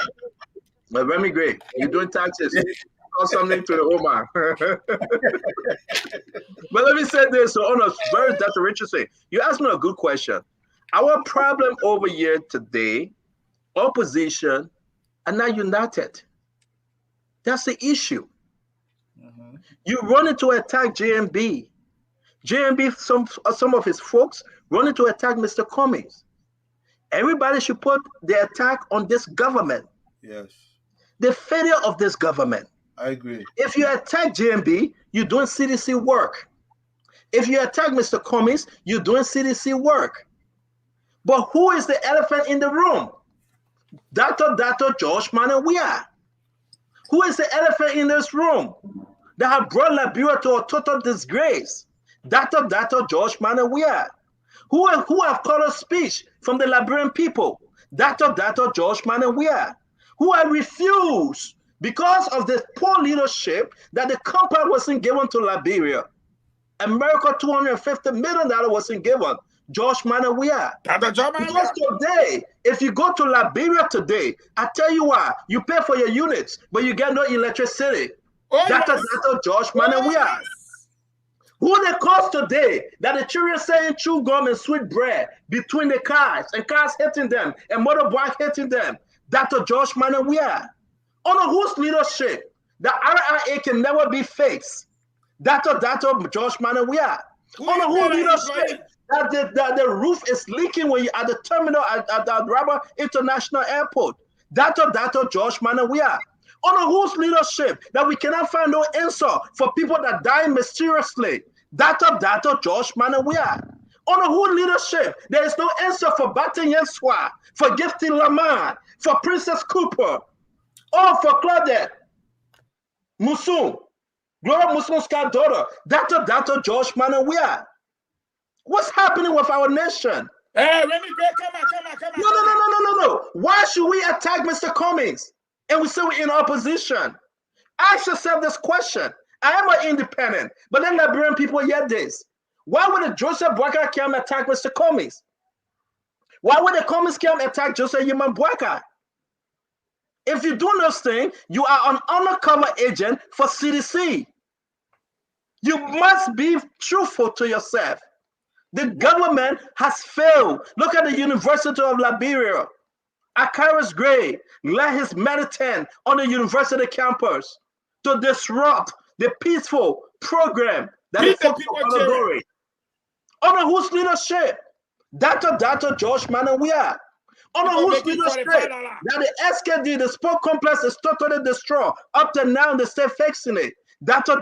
George Weah. Under whose leadership that ledges become a messy area. The census is a failure. Under whose leadership? Dr. George Weah. Let me serious here tonight. Yes, and if I mean, let's stop. Opposition should stop attacking opposition. If I this can is say, a serious issue. Let's put this on George Weah.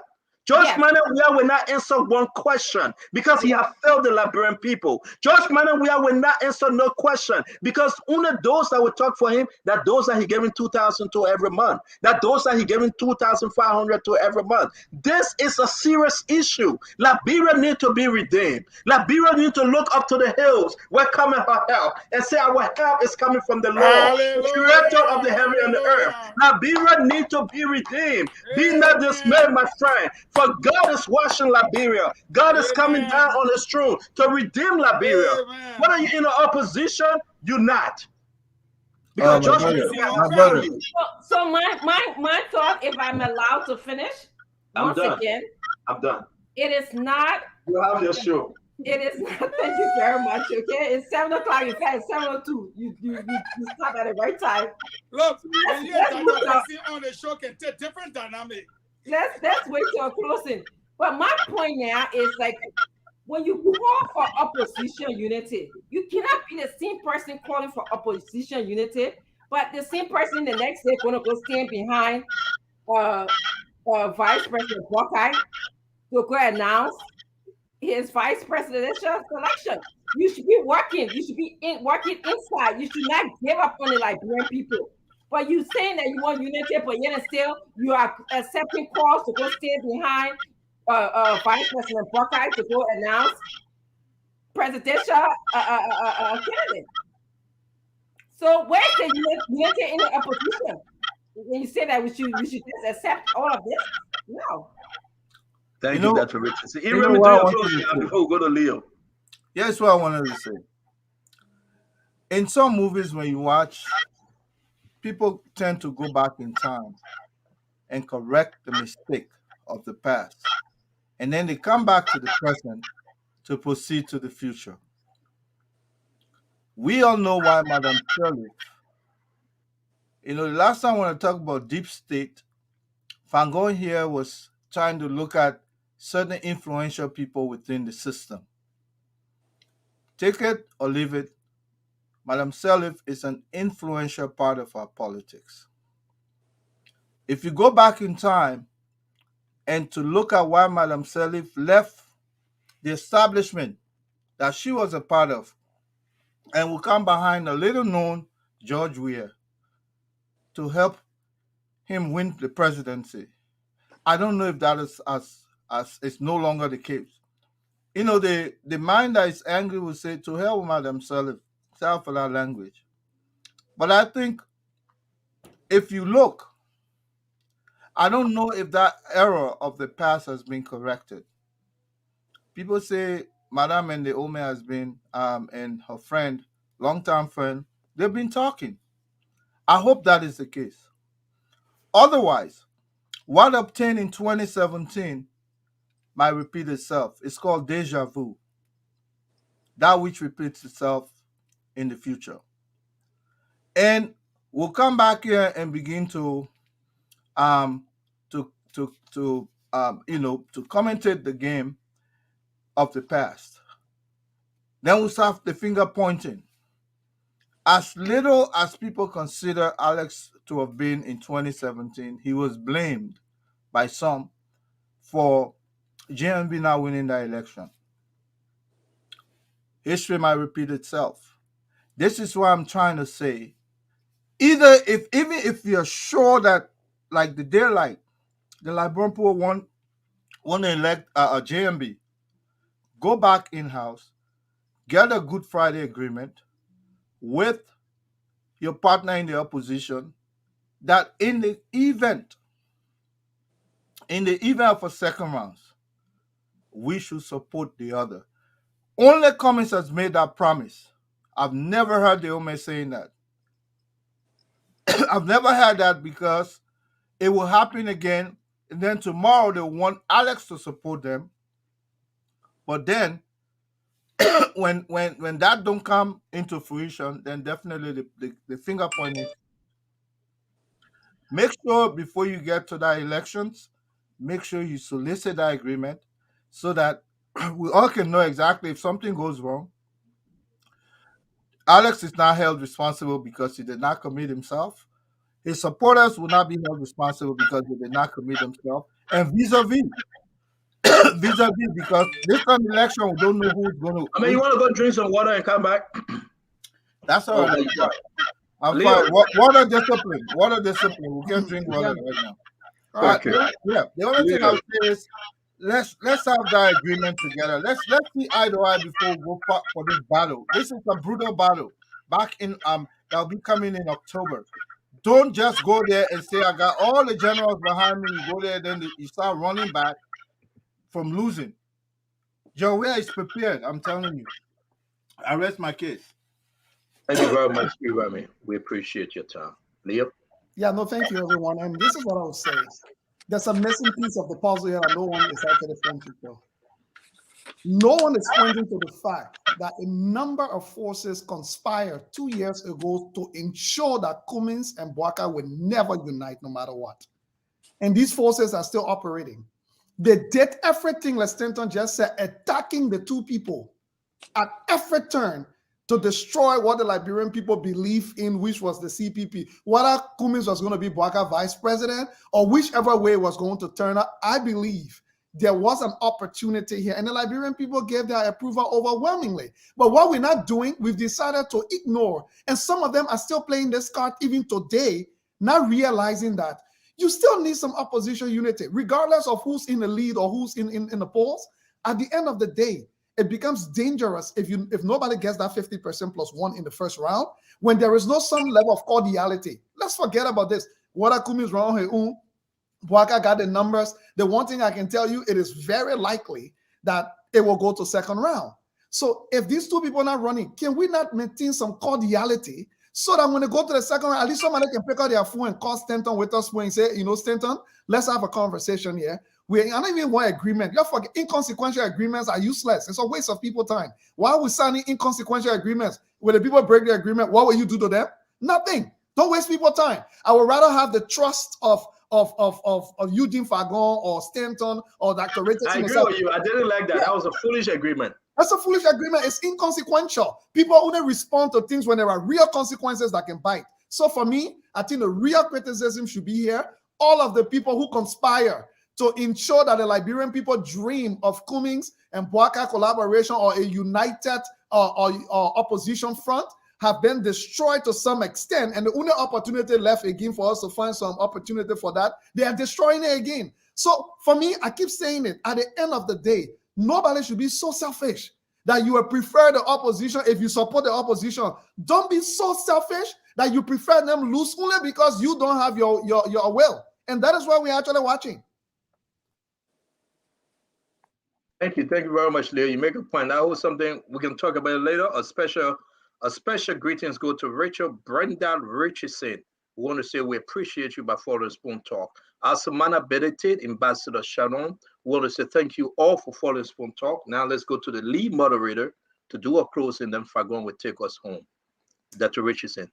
Well, I will not join anyone who will try to present an optic of unity. I think Spoon to close his microphone.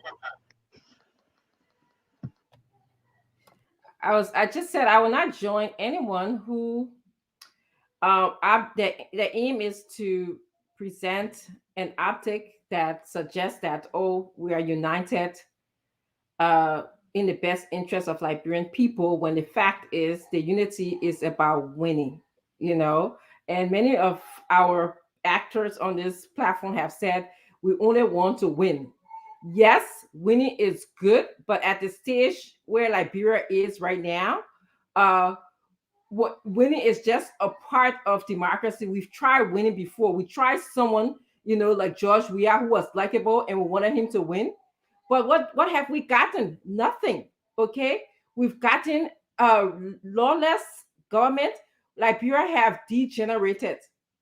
Now we are doing the same thing again. We are putting oppositions together to stand behind someone, whether they have the same ideology or not. The same people who called him dead man walking at one point.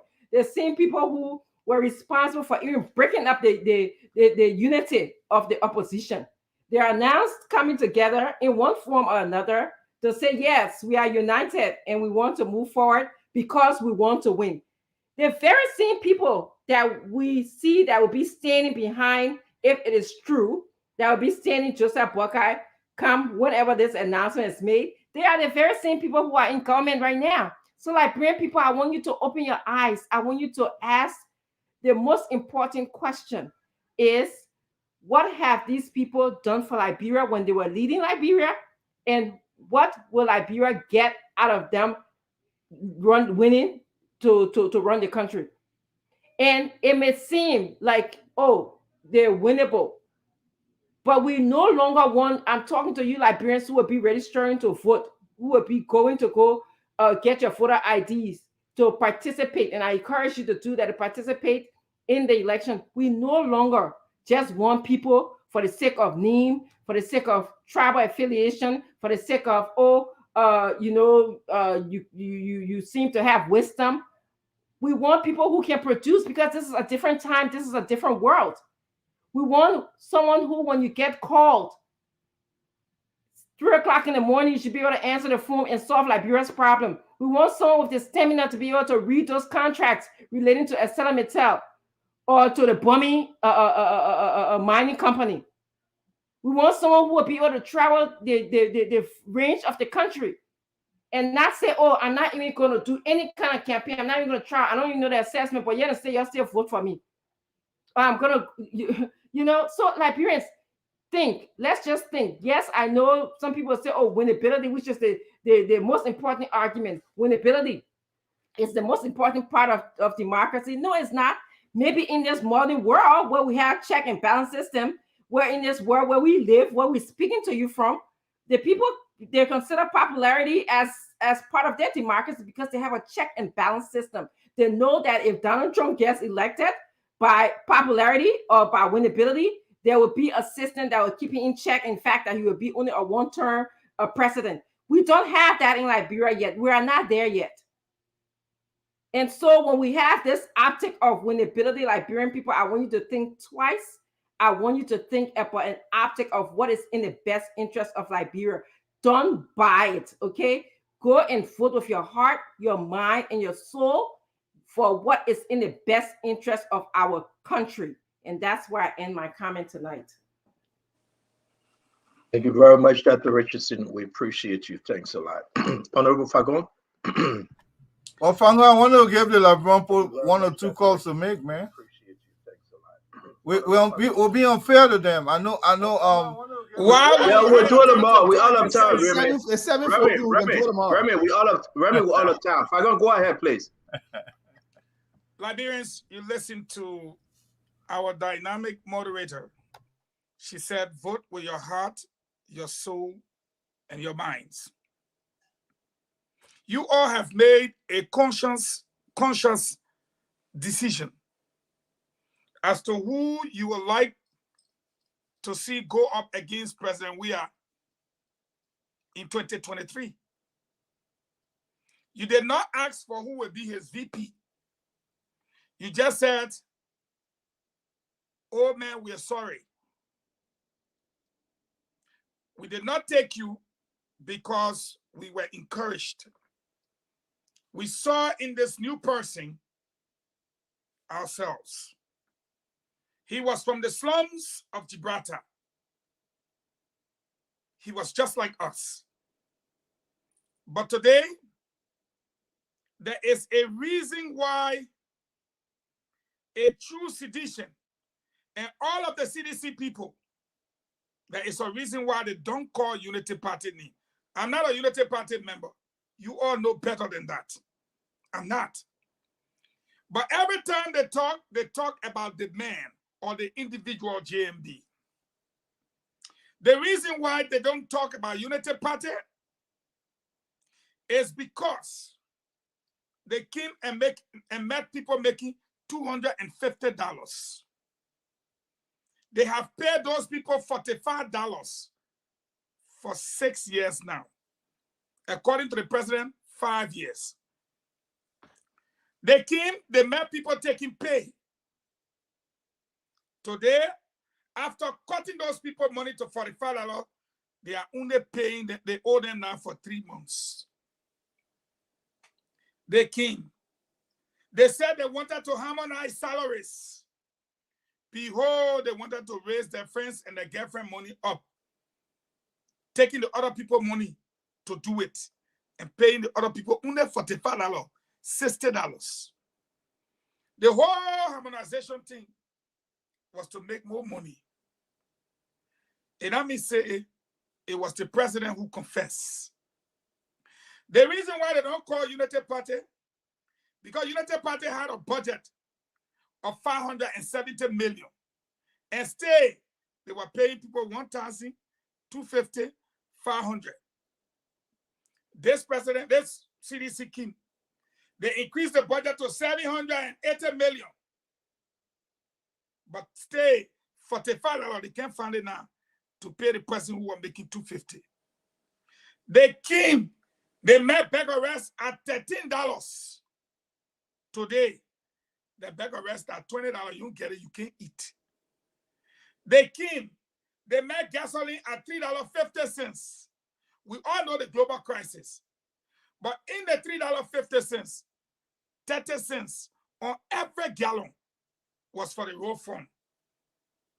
They came, they raised it to $5.20 and 50 cents inside now goes to the road fund. The road fund we now see forever. Liberians, they gave $11 million to bring rice into the country to sell it for $13. The people eat the $11 million, then they sold the rest to you for $30. These people came, they look at you, they say they will post stimulus package also. $30 million. Nobody see the $30 million. These people came. The rest of it, I can only sing the song or tell you the real story as I close in 30 seconds.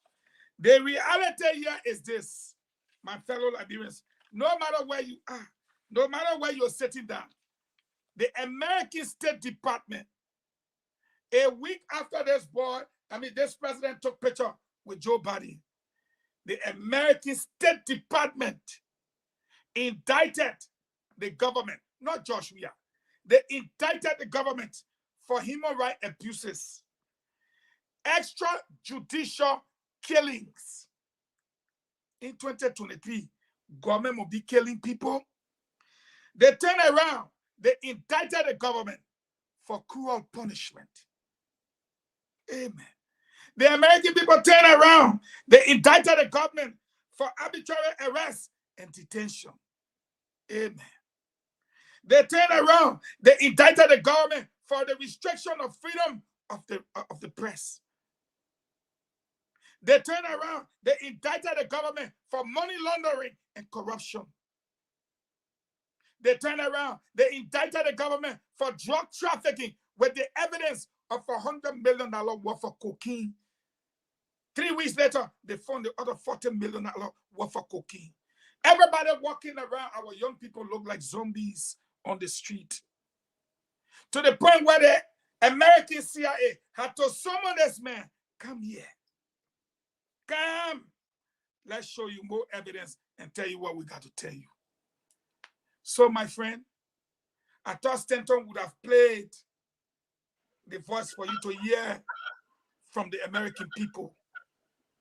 The only thing I can tell you, you have the power to change it.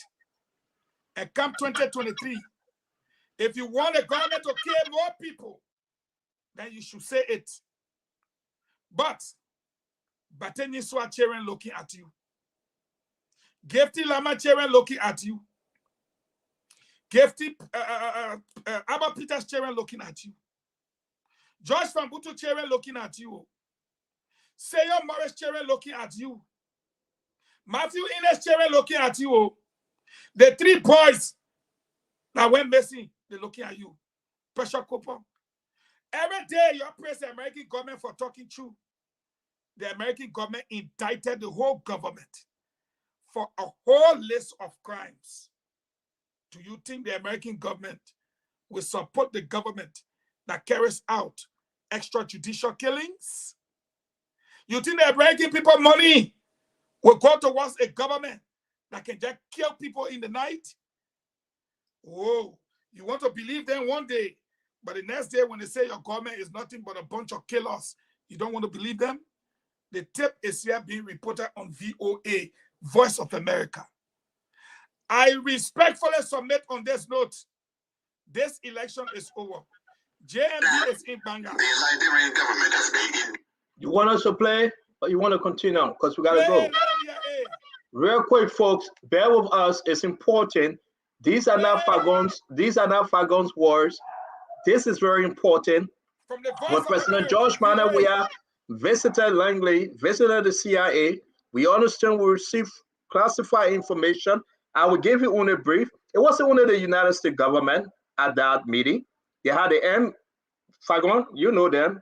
The MI5, the MI6.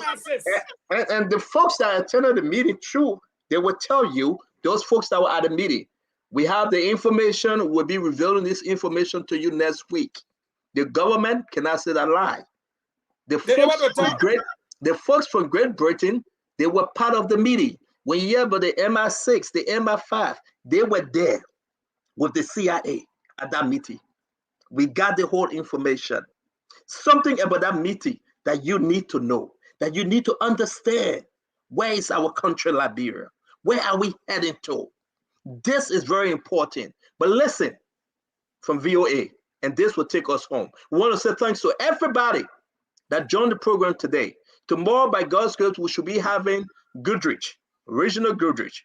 There's a reason why we have him. George Weah, after they signed the Peace Accord Declaration at Framingham, guess what happened? The president of the Republic of Liberia turned to him and called him a rogue, called him a thief. You just come from signing paper. You just come from saying that let me peace. You just say they have a peaceful election. Then you, in your own human self, Mr. President, you turn to one of your opposition leaders and call him a rogue. When we talk about lack of leadership, that's already there. But Goodrich will come on the show tomorrow and he will make his case. This will take us home, folks. indicted for human rights abuses such as extrajudicial killings, cruel punishment, life-threatening prison conditions, restrictions on freedom of expression, arbitrary arrests and detentions, money laundering, corruption, among others. The allegations are contained in the U.S. State Department 2022 Human Rights Report on Liberia, released on March 20th this year. Rita Jalaweduo spoke to Liberians for their reaction. This report from the U.S. Embassy did not come as a surprise to the Liberian people, because this is something that we experience in our country on a daily basis. And we want to say thank you to the U.S. government for lifting this at such level and making the government. It's happening. It is not something that we need to irritate and argue about. It's happening. We are seeing it on a daily basis. People are suffering. And sometimes you carry your own right to vote in Liberia because you don't have money. You will step on a case. And we are grieving. If you don't have money, somebody laughing right now. Like the person got money, he will go to jail system. So that's why we are very careful, because our right have been played with in Liberia. They have been a long time now. So we just decide not to just sit and just leave it with God. Only God can help Liberia right now. The reaction of some Liberians to the U.S. State Department 2022 Human Rights Report on Liberia. A Liberian government official told VOA that the government will respond to the report after an interministerial meeting takes place. And that's it for this Thursday, March 30th edition of Daybreak Africa. The government said they will respond, but they have never. Fagon, you are muted. You are muted, Fagon. Today. Then yesterday, when one of the Spoon journalists, Aaron Kuban, we want to say thank you to him, posed a question, Leo, during the Maker conference. They refused to answer the question. We get that clip, we play that clip. A failure of leadership, Leo. You always talk about America and Canada. You always follow this geopolitics in this region. But you have to understand, Liberia is in a dark place politically. When you talk about leadership, that's why I get mad when people beat on comments of Boakai or Tewan Gonglo or Freeman. All the opposition have to unite. Since Charlie Quintin, I'm not talking about folks that are taking Kato, people that are just collecting the list stuff on the side. I'm talking about actual Liberians need to understand our country need to be changed. But God there, and we'll be back tomorrow by God's grace. I hope I'll be given the time again, Dr. Richardson, that you gave me today. And I appreciate your help. I appreciate Leo. I appreciate Connor E. Remy Gray and Eugene Fagon. James Goudet is sleeping. After he bought all his food today, he's sleeping. I want to say thank you, Richard Brenda Richardson, for following us. Mohammed Connor. I want to say Francine Chinua Richardson replying. Left start of the Popo, Yahweh, whatever you say. These are your views. But we appreciate you guys for joining us. But did you ask them where Kumi's registered today? But you know where Alexander Kumi registered? I keep it now for the mall. But by the ANC people, I know. I keep it now for the mall. We talk about him from the beginning. You came in late. We already had our discussion. So, you came in late. It's 7:27. You guys come on the show. You guys see. The man registered in District 6. They went and put District 9 there. That District 9 he registered. You made that Richardson run away. Why you made that Richardson run away? The man registered. Let me tell you something. You guys see, come on. You guys see, I know you should be on your way to Nima, but thank you for staying put. If you open the line just now, Liberian people get so angry. You know what, Fagon? The people are tired. But open the line. Yeah, open the line, you can see. Anybody want to go, let it go. Today is Good Friday. I'm going to say I get 5 more meetings. We'll take it. Man, James, don't look at people like that. You finish getting your food. Sit down and relax. But Kude is very biased. He's very biased. Kumis, the people dancing around Kumi, he show you. No, he can show you. When he can show. News is unusual. But we want to say to you that we know that it's 11:28. If you want to make a phone call just from Liberia. We're going to take your phone call. Remy Gray is hanging around with us. It's very important, my people. This thing here, that Good Friday, we're going to church. Remember Liberia in your prayer. Remember Liberia in your prayer. It's very important. Can you imagine 6 years? Our country cannot bring one investor. 6 years? Your children stay in first grade. They can't go to second grade. 6 years? You look all around your neighborhood, it's still the same in total darkness. 6 years? There is nothing good have ever come out of Liberia. Can you imagine? Open the phone line, man. We have to say this all the time. Philip Bala, we want to say thank you for joining us, Philip. I hope the madam is okay, my man.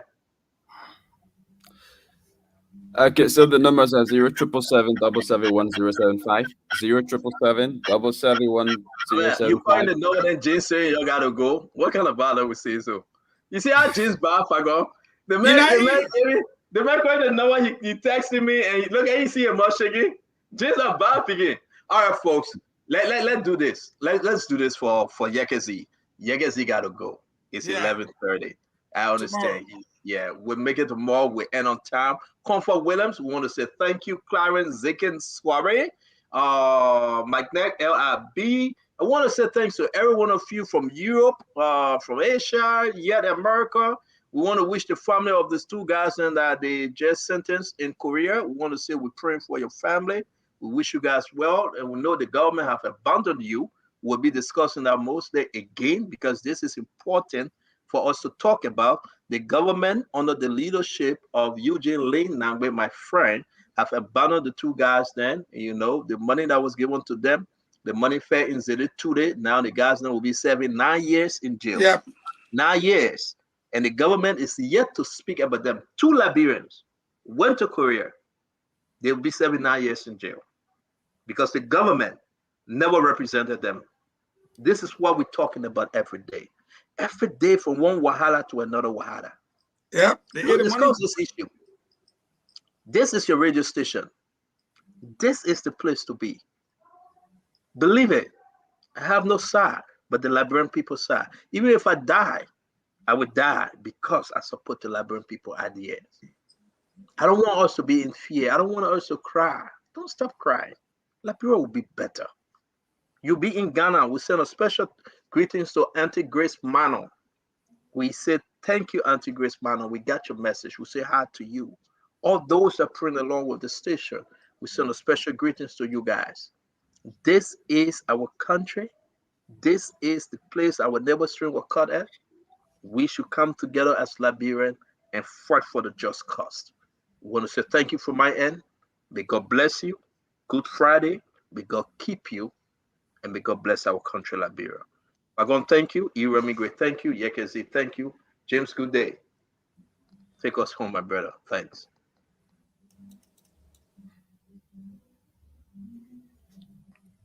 Okay, folks. So that's it. Thanks for being there. Join us tomorrow when the entire team will be here again to bring you another edition of the Spoon Talk. I'm Yekazi. Goodbye.